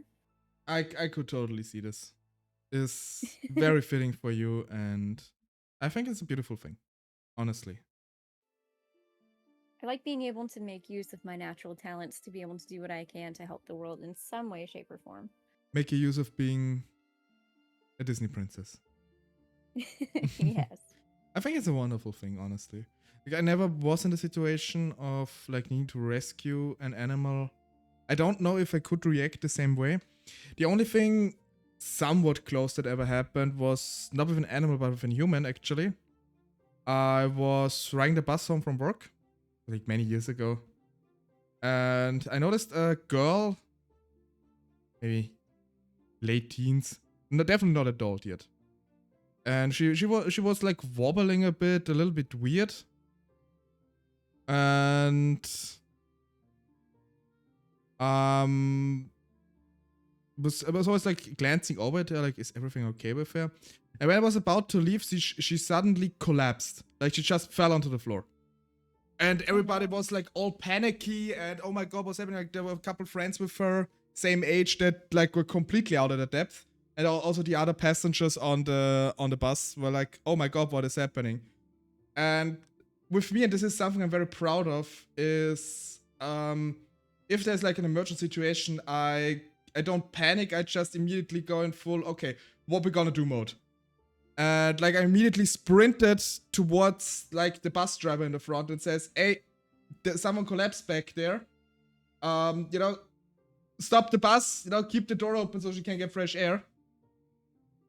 And basically, like, by then the other people, like, already, like, you know, someone put like a bag below her head, checked that everything was, that she was still breathing, which she luckily was. And then I called the ambulance, and like a couple of minutes later they arrived, luckily. By the time she was already conscious again, and it turned out, you know, the kids were being a bit of a dumb kids and took some substances that she obviously did not handle very well. So, yeah. This is what happened. And hello, Ryuka. And the cool guy. Hello to you too. Yes. So yeah, so I never had like an Are experience you a with deer? animals. Blinks, what? The cool guy said F with me, guys, and I'm wondering if that's in response to Rose's comment, "Don't fuck with deer." I don't know. A werewolf demon hybrid. I'm not accusing you of being a deer, but I have been curious, so it's nice to know that you are a werewolf demon hybrid. Okay, I actually didn't notice either. But yeah, so this is basically the one story where I went into full emergency mode and basically had to save someone. You would say. What? I still miss my sisters and Foster fail Stinky Man. He was an eyeless cat. Is when you foster an animal, but it ends up staying with you forever. Ah, okay. Eyeless cat with an upper respiratory infection and maybe some head trauma. Despite all that happened, we got him. He was the sweetest and happiest and chunky orange bleeping stinky baby we ever had. And when he passed, I was very sad and hard on us. Still miss him and I think about him. I mean, animals. I never understood people that couldn't comprehend that someone can get attached to an animal like this. They act like animals are something, not a living being sometimes, those people. But yeah. The fact that... Thank you for the follow. Yeah, follow Faye, everybody follow Faye. But yeah, the fact that you felt like this, that your family felt like this, I mean, it is, it just shows that animals, they're not so different from us. They all have feelings, they all have personalities, and I'm glad that this... Honestly, I'm not surprised it was an orange cat by how you described it. It kind of fits. Orange cats tend to be goofy. I'm convinced all orange cats share one brain cells between them. But yeah, I'm glad you could give them a nice, happy rest of their life. And I'm pretty sure if they could talk, they would be extremely thankful to you and your family for it. See, one thing I love about animals and being able to work with them and help them is like my golden boy. When I first met him, he was severely underweight, and he would curl up in the corner in a ball when he was sleeping, and he didn't sleep very heavily. And now he's made such amazing progress. He sleeps on his back with his feet up in the air, with his head on the pillow like a person. He snores and he sleeps so hard that sometimes he falls off of the bed in his sleep because he rolls over. And first thing in the morning, as soon as he realizes I'm awake, he keeps watching me. And then at some point when I'm ready for good morning cuddles, I say up, up. And he sits up, he stretches, and then he falls backwards into my arms like a baby. And he gets his good mornings, as I call it, where I tell him good morning. I tell him he's a good boy. I give him kisses and scritches. And he smiles and he makes these happy little grunting sounds and he's wagging his tail the whole time. And it's so nice and it's such a fulfilling feeling. And I know that for us as humans, these animals in our lives are just a tiny portion of our life, just a little blip of our time on this planet. But for that animal, we are their entire lives. So the least we can do is make it good. I mean, come on. Yes. He's such a happy boy. It's so great. I mean, if you say it's a blip in our lives, I mean, Like if you have like a dog from a puppy stage on, I mean, they can live up to like 15 or sometimes even 20 years, what I might have heard. And this is still a big It's chunk rare of your for them to life. live that long, but Yeah, it can it would happen. I be mean, great. still, I mean, like from a puppy, 10 years is a very realistic thing. And this is still a good chunk of your of the life. And even if it's just like 5 years where you get to spend together with them, still a lot. Even in our like lifetime. I mean, when I imagine back like what I was like 5 years ago, and like if I think back on the time, like I've this changed is a so lot much of since time. then. It's a lot. This is a lot of time, and so much can happen. And I mean, for me, I don't have any pets.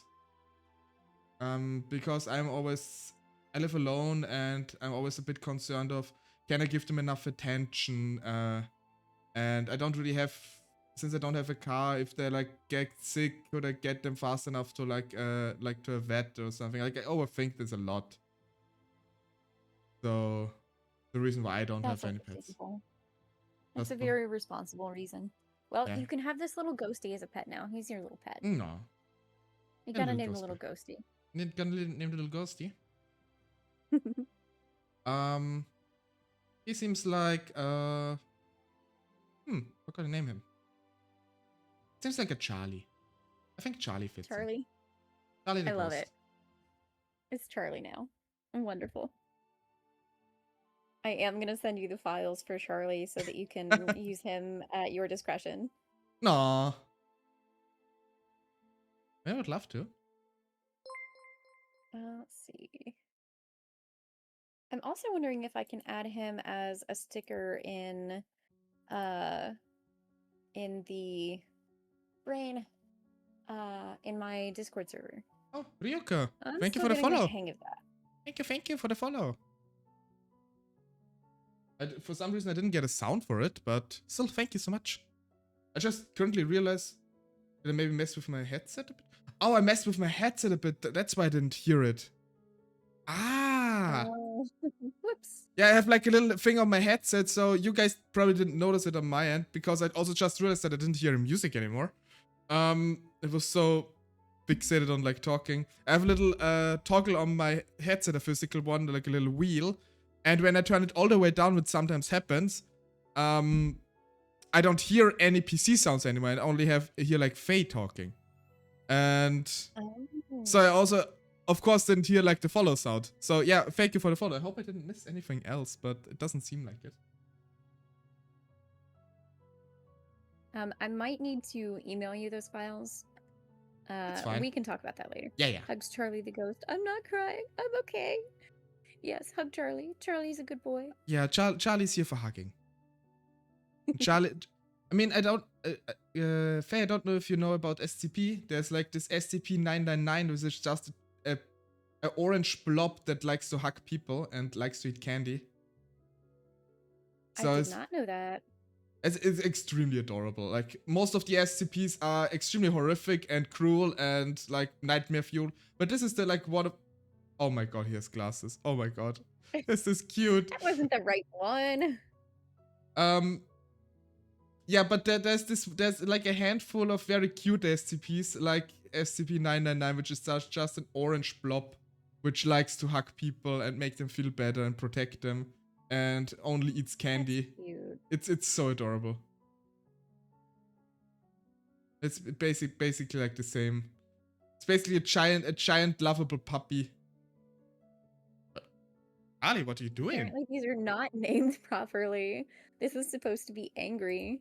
I mean, he seems a bit upset. Oh no, he cried. That's so beautiful. Oh no, poor Charlie. And this is supposed to be the name of the file is love, but like it's glasses. I thought he was gonna get cute little hearts. I thought that's what I was gonna do. He was gonna get hugs by people and get cute little hearts. He's just getting glasses so he can appreciate the people he loves more. He sees them better. Charlie is a widget that I had gotten, but it didn't work out quite the way I had wanted it to.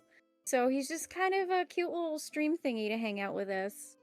And then we found out Lux doesn't have any pets because of responsible reasons that are totally understandable, but he can have Charlie as a pet now. And the reason we have a ghost is because a ghost turned on Lux's music earlier, so we had Techno Ghost. Yeah, this is Charlie the Techno Ghost who likes pizza. Yeah, so I still don't know how this happened. Like, especially like my Amazon Echo is like 2 rooms away and shouldn't be able to pick up my voice.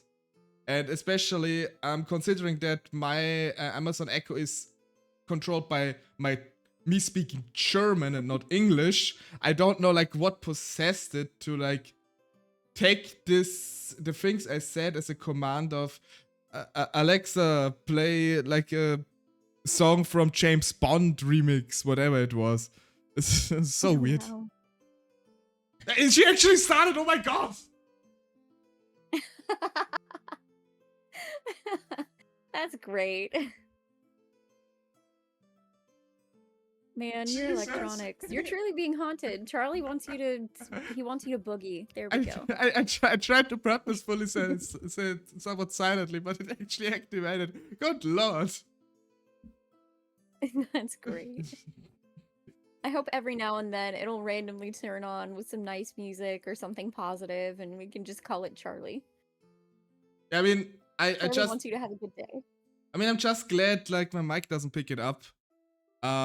Because sometimes my Echo says my my real life name. Oh no! I'm glad it doesn't pick it up either. I mean, if my real life name would come out, I mean, it's not a big deal. It's just my first name, after all. But still, maybe I can change it to this Lux. I can probably It's look so into it. weird to me to think of people. We were talking about it in a private chat at one point. How you are your username, and it's so weird to think that people have like normal names. Like, what if Callistra the Rat Queen, what if her normal name is like Becky? It could be Becky, we don't know. That seems so weird. And like, what if Dane is actually Robert? I don't know. I mean, I do know a lot of people used to like I had a different name back then when I was not Lux. And a lot of people always used to call me Ösi, which is just a shortened form for the German word for Austria, because most of my friends were German and I was just the Austrian. So they just called me Ösi. And like some people, I have like a handful of people, like 1 or 2, that are still calling me that every now and then. I haven't talked to them in a while, but like when they like write me on WhatsApp or on Discord or something, they often still start out with this.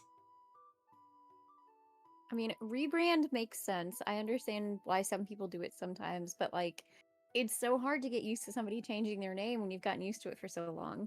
Yes. Like for me, like when people have a dead name, I will do everything I can to call you by the name that you want to be called by, but sometimes it is difficult to get your brain to rewire and not call someone the name that you're used to.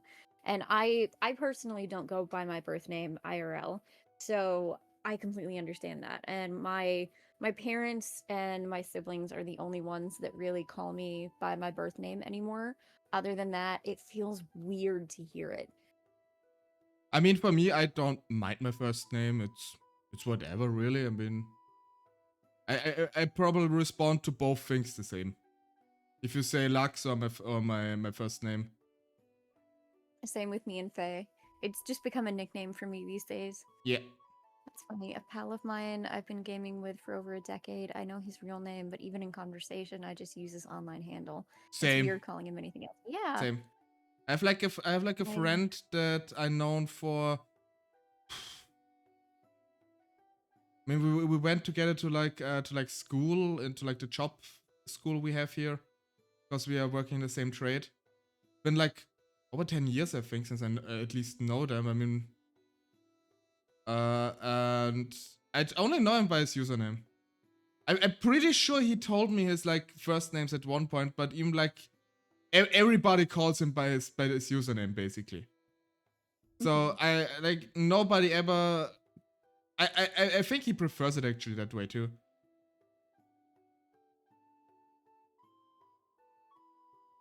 And yeah, I definitely got used to brotato, so I'm still kind of adjusting to that.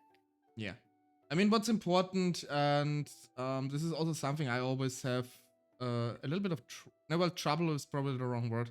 Like, I've met a person or two in my life that, once they like change their name or something like this, they become very agitated when you accidentally let the old one slip out. Which, I mean, I kind of understand it, but give me a bit of time. I mean, I need to adjust a little bit. I don't do it on purpose, I promise. I don't get agitated when people use my dead name, but if I'm standing in a room full of people and you call me by my dead name, I'm probably not going to hear it. I'm Yeah. probably not going to respond to that. Not out of spite, but just it doesn't register as my name. It'd be like calling me by a complete stranger's name. Like, I don't, that's not me. I don't know. I mean, one thing I had a lot of trouble with in the past, I know someone who transitioned at one point. So, um, so when I got to know them, they were a man, and now they're a woman. And I still like sometimes have trouble because I'm so extremely used to calling this person a he.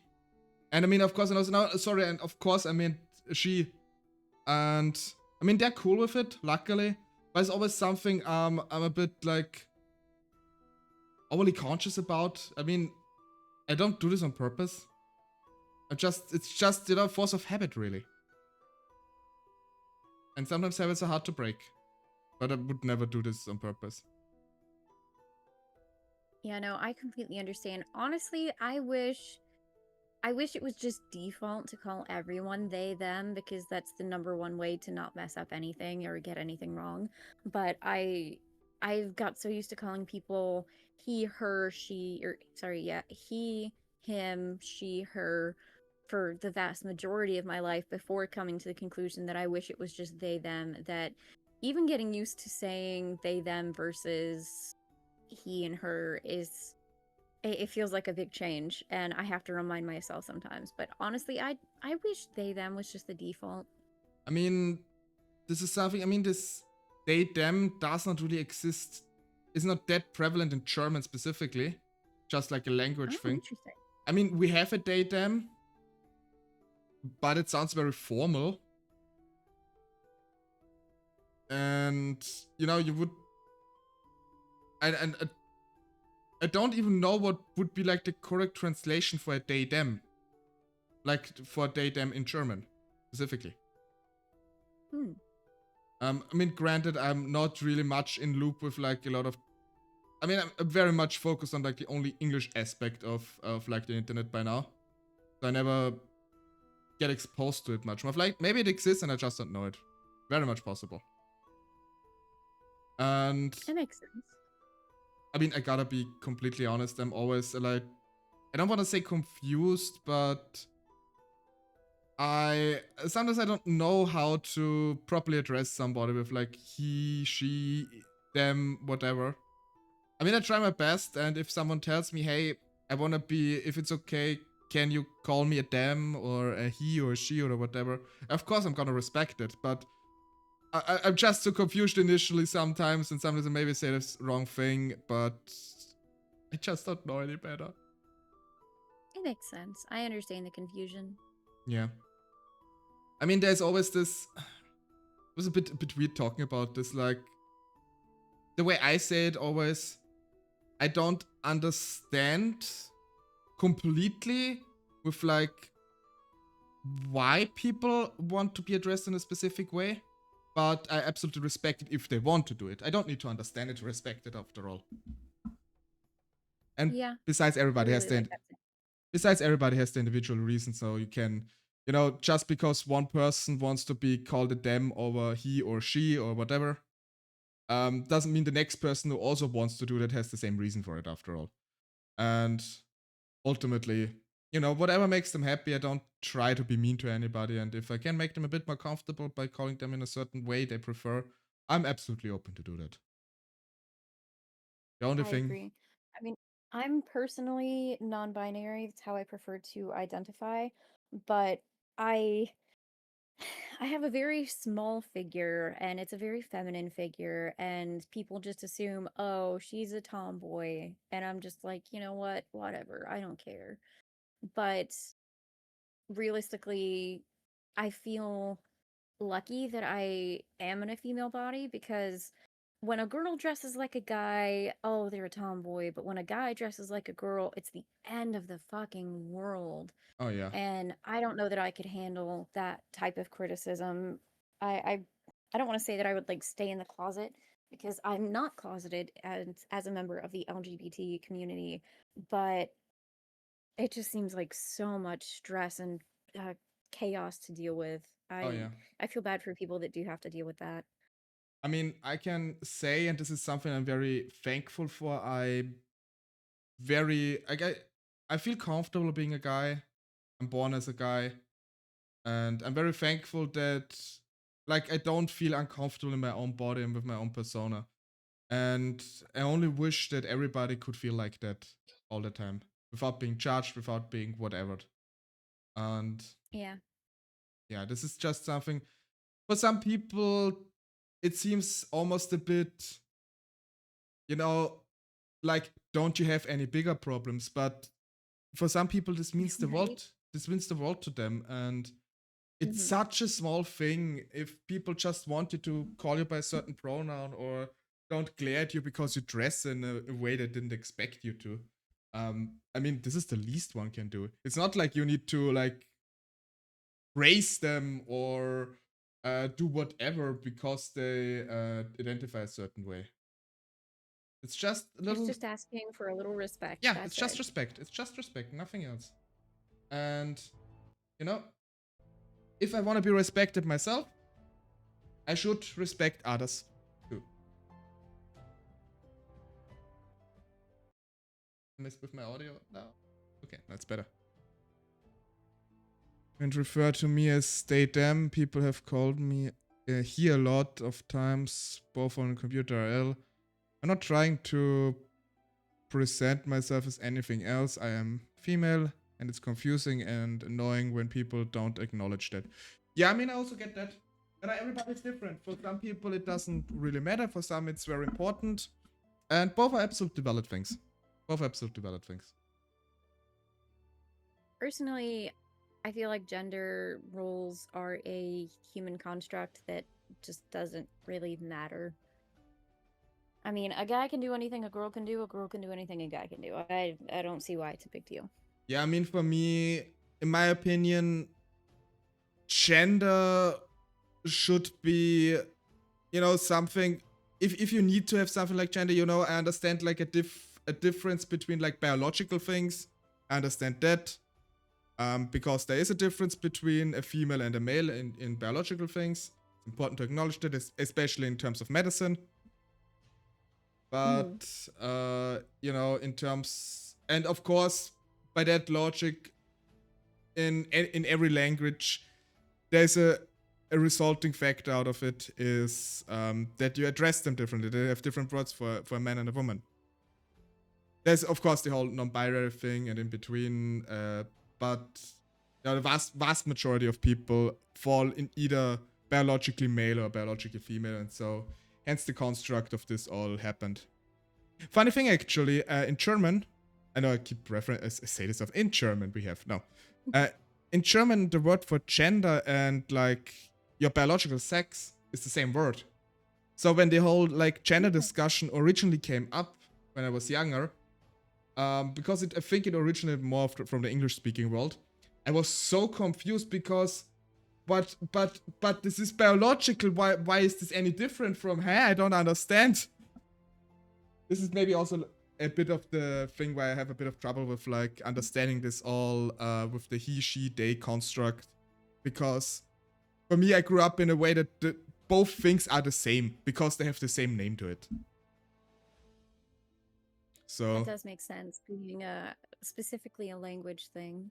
yeah, but Like there's different things. You mentioned how they them isn't really a thing. I mean I had it never might be, considered how a language barrier might affect someone's personal pronoun choices. could be. I mean, fun fact. we even have two different versions of the word you here. We have Really? we have you. So the informal one, which is du, but you can probably already hear the similarity to you. Du, you. That's the informal one. And then we have sie, which coincidentally also is the same pronoun for a female. You can also a sie with a capital S is the formal version of you, but with a lowercase s, it's like a woman. This is incredibly confusing. Additionally, yes. Actually, I once heard that English also used to have a formal and informal you at one point. You probably have like probably have like, if you ever heard like an old English text, they have this, and they not they but die house and something. This used to be like die and you used to be like this informal formal version. And eventually they just completely skipped this die and only kept the you around. Something along those lines. And now it's referring to someone as sir or ma'am. I mean, I'm just absolutely about like keeping everything informal, but because, you know, we're all humans. It's most of the time it's like a respect thing here, like especially you. We actually have an own word for it, a verb specifically, which is called sitzen. So when you sitzen basically means you speak to them in a formal version of you. Like you would do this to your boss or your teacher or something like this. Interesting. See, I love the idea of learning other languages, but then when it comes down to it, it's a lot more complicated than it sounds. Like learning the grammar behind it. Like it's easy to memorize different words for different things, but then there's a lot of things as well, like the order of a sentence. I just noticed your like the screen capture got a little bit frozen right now. Wait, let me just in the meantime let me fix this by looking at it. I have a black screen on my side for a second. Okay, no. Okay, of course, as soon as I turn it off, it works again. Okay. Yeah. Anyway, sorry. You're good. But yeah, I mean, it's interesting with like different languages. I mean, I said I speak a little bit of Dutch actually. And Dutch is extremely similar to German. Like, for example, if we say good morning, in German it would be guten Morgen. And in Dutch it would be goedemorgen. Oh. But on the other hand, you have something like good night. Good night in German is gute Nacht. But in Dutch it's not gute Nacht or something like this. It's tot ziens. Like something completely different. Yeah, I wish I knew many languages, but even the things that I have learned, I tell myself, no, you shouldn't use the language that you have learned because you're going to use it wrong and you're going to mess up and you're going to make a fool of yourself. And like, the anxiety. I heard it depends a bit on actually the country where I try to speak it. So I know like French people absolutely despise you if you try to use the language. I don't know why. Really? Yeah, even if you're almost fluent in it, but if you're not perfect with it, they're gonna be like, ugh, why you speak this language? I don't know why they are, but like for example, Italy, if you speak just like 3-5 words Italian, like there are many people that will like welcome you to like a friend of the family for it because you're trying to make the effort. That's nice. And this is not even like an over exaggeration. I know a person that like who was in Italy and like tried to speak a little bit of Italian in a restaurant in a more rural one. And they were immediately like overly friendly. Ah, yeah, my friend. And they were so happy that he like made an effort to speak even a completely broken Italian. And like, it really depends on where you are and what kind of language you're speaking. See, I love that kind of support. Yeah, I know in German it's like, if a German hears you try speaking German, they will try to respond in English because, you know, this is just more efficient because we can both speak this language fluently, or presumably fluently. And so most Germans will just automatically switch to English because they think it's just way more convenient for everybody. Which is also See, that's thoughtful, and I fascinating. appreciate that. It is thoughtful, but I also heard like people saying like, as thoughtful as it is, but I will never get better in the language if nobody wants to talk with me in this language. Which I also Yeah. get. I'm actually supposed to be. I had started learning sign language a while back, and I'm actually supposed to be starting lessons soon with a friend of mine. So that's exciting. I'm looking forward to that. But if you go to a Spanish speaking place and you want to say you are scared, nervous, don't say embarazado, embarazada. Okay, wait. Let me curious to translate. I don't know what those translate to, but I typically use tímido, timid.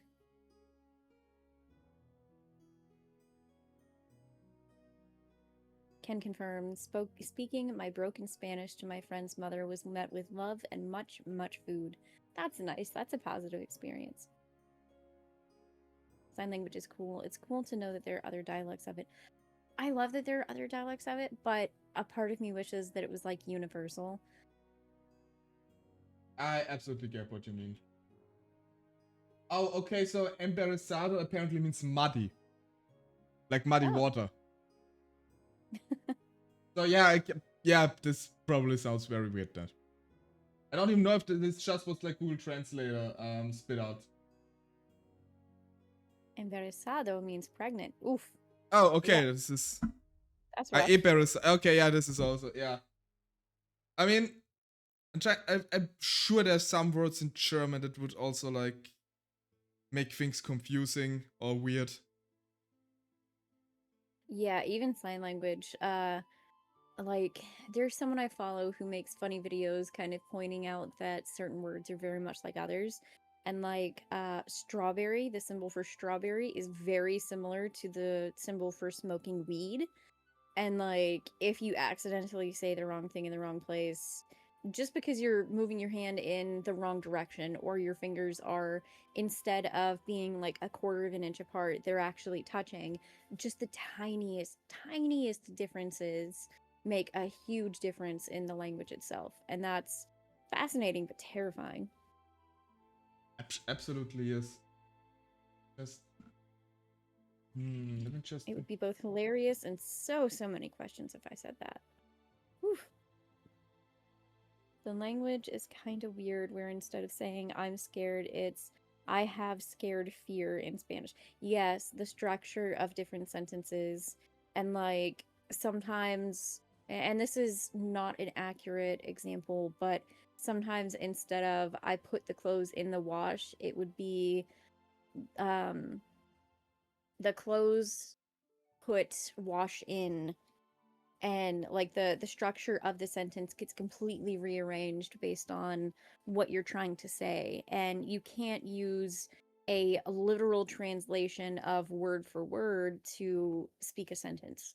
Okay. And that was something that frustrated me early on when I was very young trying to learn Spanish. I just looked up because it was bugging me. There's a word in German which sounds... if you use it wrong in German, if you're used to speaking English, you have probably a bit of a problem on your hand. And this is actually the word gift. Because the word gift, so not your present, a gift. Because if you say someone in German, you give them a gift. Gift means poison in German. So, you know, if you kind of mess this up, what, you're trying to poison me? Yeah, don't tell a German in German you're giving them a gift if you're using the word gift, because it might be confused with you trying to poison them. Don't do that. Then what word would you use for that? So the German word for gift is Geschenk. Interesting. That's just completely. And I mean, there are a couple of other words, but I think German is most famous for like those weird compound words we have. Tries to give Lux something. You're trying to poison me, basically. Also, I gotta say, I looked down to look at the time, and it says we have been streaming for 4 hours, 4 minutes, and 44 seconds was the time that I saw when I looked down. Like, what are the chances of that? So, the word is Geschenk. I just wrote it in the chat. So this is basically how we say gift. Gift with shank. I mean, to shank someone is giving them something. Actually, schenken in German means to give someone a present. So if you say schenking, it's basically sounds like you want to give someone a present. You poison them, you give them a present. Or in English, it sounds like you stab them, you know? Yes. It is a mess. It does sound like... I don't know why. I don't know why that made me think of, I think it was Call of Duty Black Ops Zombies. The one where you're like in a prison and you have to escape. I don't know why that made me think of that. I think the shanking made me think prison.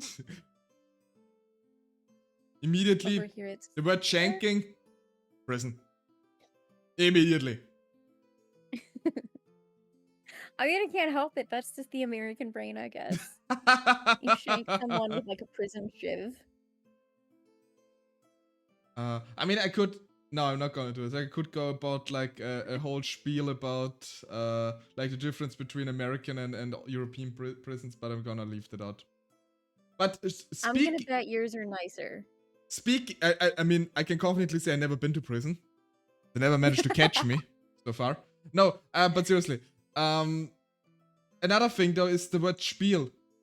Spiel is actually a German word. Don't know if you know that. I did not. Yeah, I mean, English has a few words that are like borrowed from German. Like Spiel is actually like it's just because game. America has to steal everything. I mean, every language does this. Every language steals words from others. No, but Spiel means just game. Like a game. Board game or video game. There's also like Wanderlust is also a German word. Or Schadenfreude. Doppelganger, also German word. Yeah, I hear that Austria took a lot of words from Germany. I mean, basically, I mean, at one point we were just all little German-speaking states, and we all borrowed a language from each other. We were all just little Germans. Basically. Then the Habsburgers came and everything changed. And by everything changed I mean they married each other until they became so incestuous that they couldn't rule anymore. But that's another story.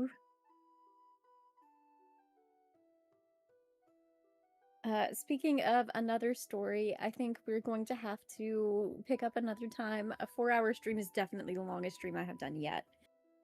Yes, record setting. It has been a great interview and hanging out and chatting with you and chatting with everyone in chat. We've had some really fun moments, some funny moments, some serious moments, some sad moments. Oh no, 24-hour stream. I don't think I'm capable of doing that. I don't think I have that in me, Dane. I don't think I could do this either. But I wanna take this opportunity for 2 more things again. Once again, I wanna shill or whatever or promote the charity I'm part of from Extra Life. So if anybody wants to help children's hospitals with helping children in need to pay for very necessary medication and stuff like this, please feel free to donate either directly in the link below in my panels, or if you give any subs or bits on my channel, it will also go towards the charity. So if you have a bit to spare, And I can promise you, like, the charity on my channel will go on for another 6 weeks, and we have a few special stuff, special weekends, and so on planned, and a few milestones, which when will be reached, I will do certain stuff, or new emotes will be unlocked. So if you want to have an additional incentive, I guess there is one.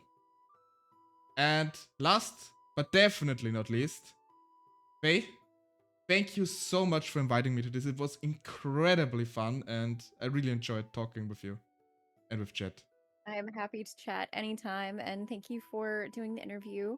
I look forward to looking back on these questions in the future and seeing your note to your future self and how you respond to it in the future. And promo-wise, when is your next stream? What can we look forward to? So my next stream is actually for my US friends tomorrow. For me, it's on Thursday. Because for me, it's at 1 a.m. where I'm gonna play Chivalry 2 with Rena. Then on Friday, I'm gonna have a collab with like Dane, Audrey, and Nova for Peak. And on the weekend, I'm gonna have my Greek mythology weekend as part of the charity. Ooh. So we're gonna play, at Saturday, we're gonna play Immortal Phoenix Rising, a game placed in the Greek mythology. And on Sunday, I'm gonna read the story of the 12 labors of Hercules. And we're gonna watch Epic the Musical because I have a bunch of people requesting me to do this, to watch this. So we're gonna do it in form of the charity on stream. We're gonna watch this together That's too. nice. So yeah, That sounds bunch of things fun. going on. So if you haven't already followed Lux, I strongly advise you do so. He's got some great stuff coming up.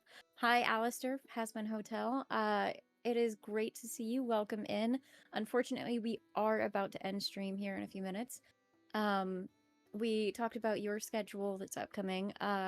Today I had this streamer interview planned, and Thursday at 7 p.m. Eastern Standard Time, or 7:30 p.m. Eastern Standard Time, I will be interviewing Orvar Odds, a longtime friend of mine. And then Friday, I'm hoping to stream a playthrough of Little Kitty Big City. And then who knows what the future holds. It sounds like both you and I intend to update our schedules on Mondays. For me, this weekend's crazy because I have a D&D weekend, so that's going to be fun, but it means no streaming for me this weekend. But next weekend, I will be open to stream the entire weekend. So I look forward to catching your streams, and hopefully we can catch up with other people in the future. Yeah, I hope so too. And I tried to catch your streams as well, but you know, time difference. Like when you said 7 p.m. for like the other interview, it's already 1 a.m. for me, so I don't know if I can catch you, but I will Yeah. try.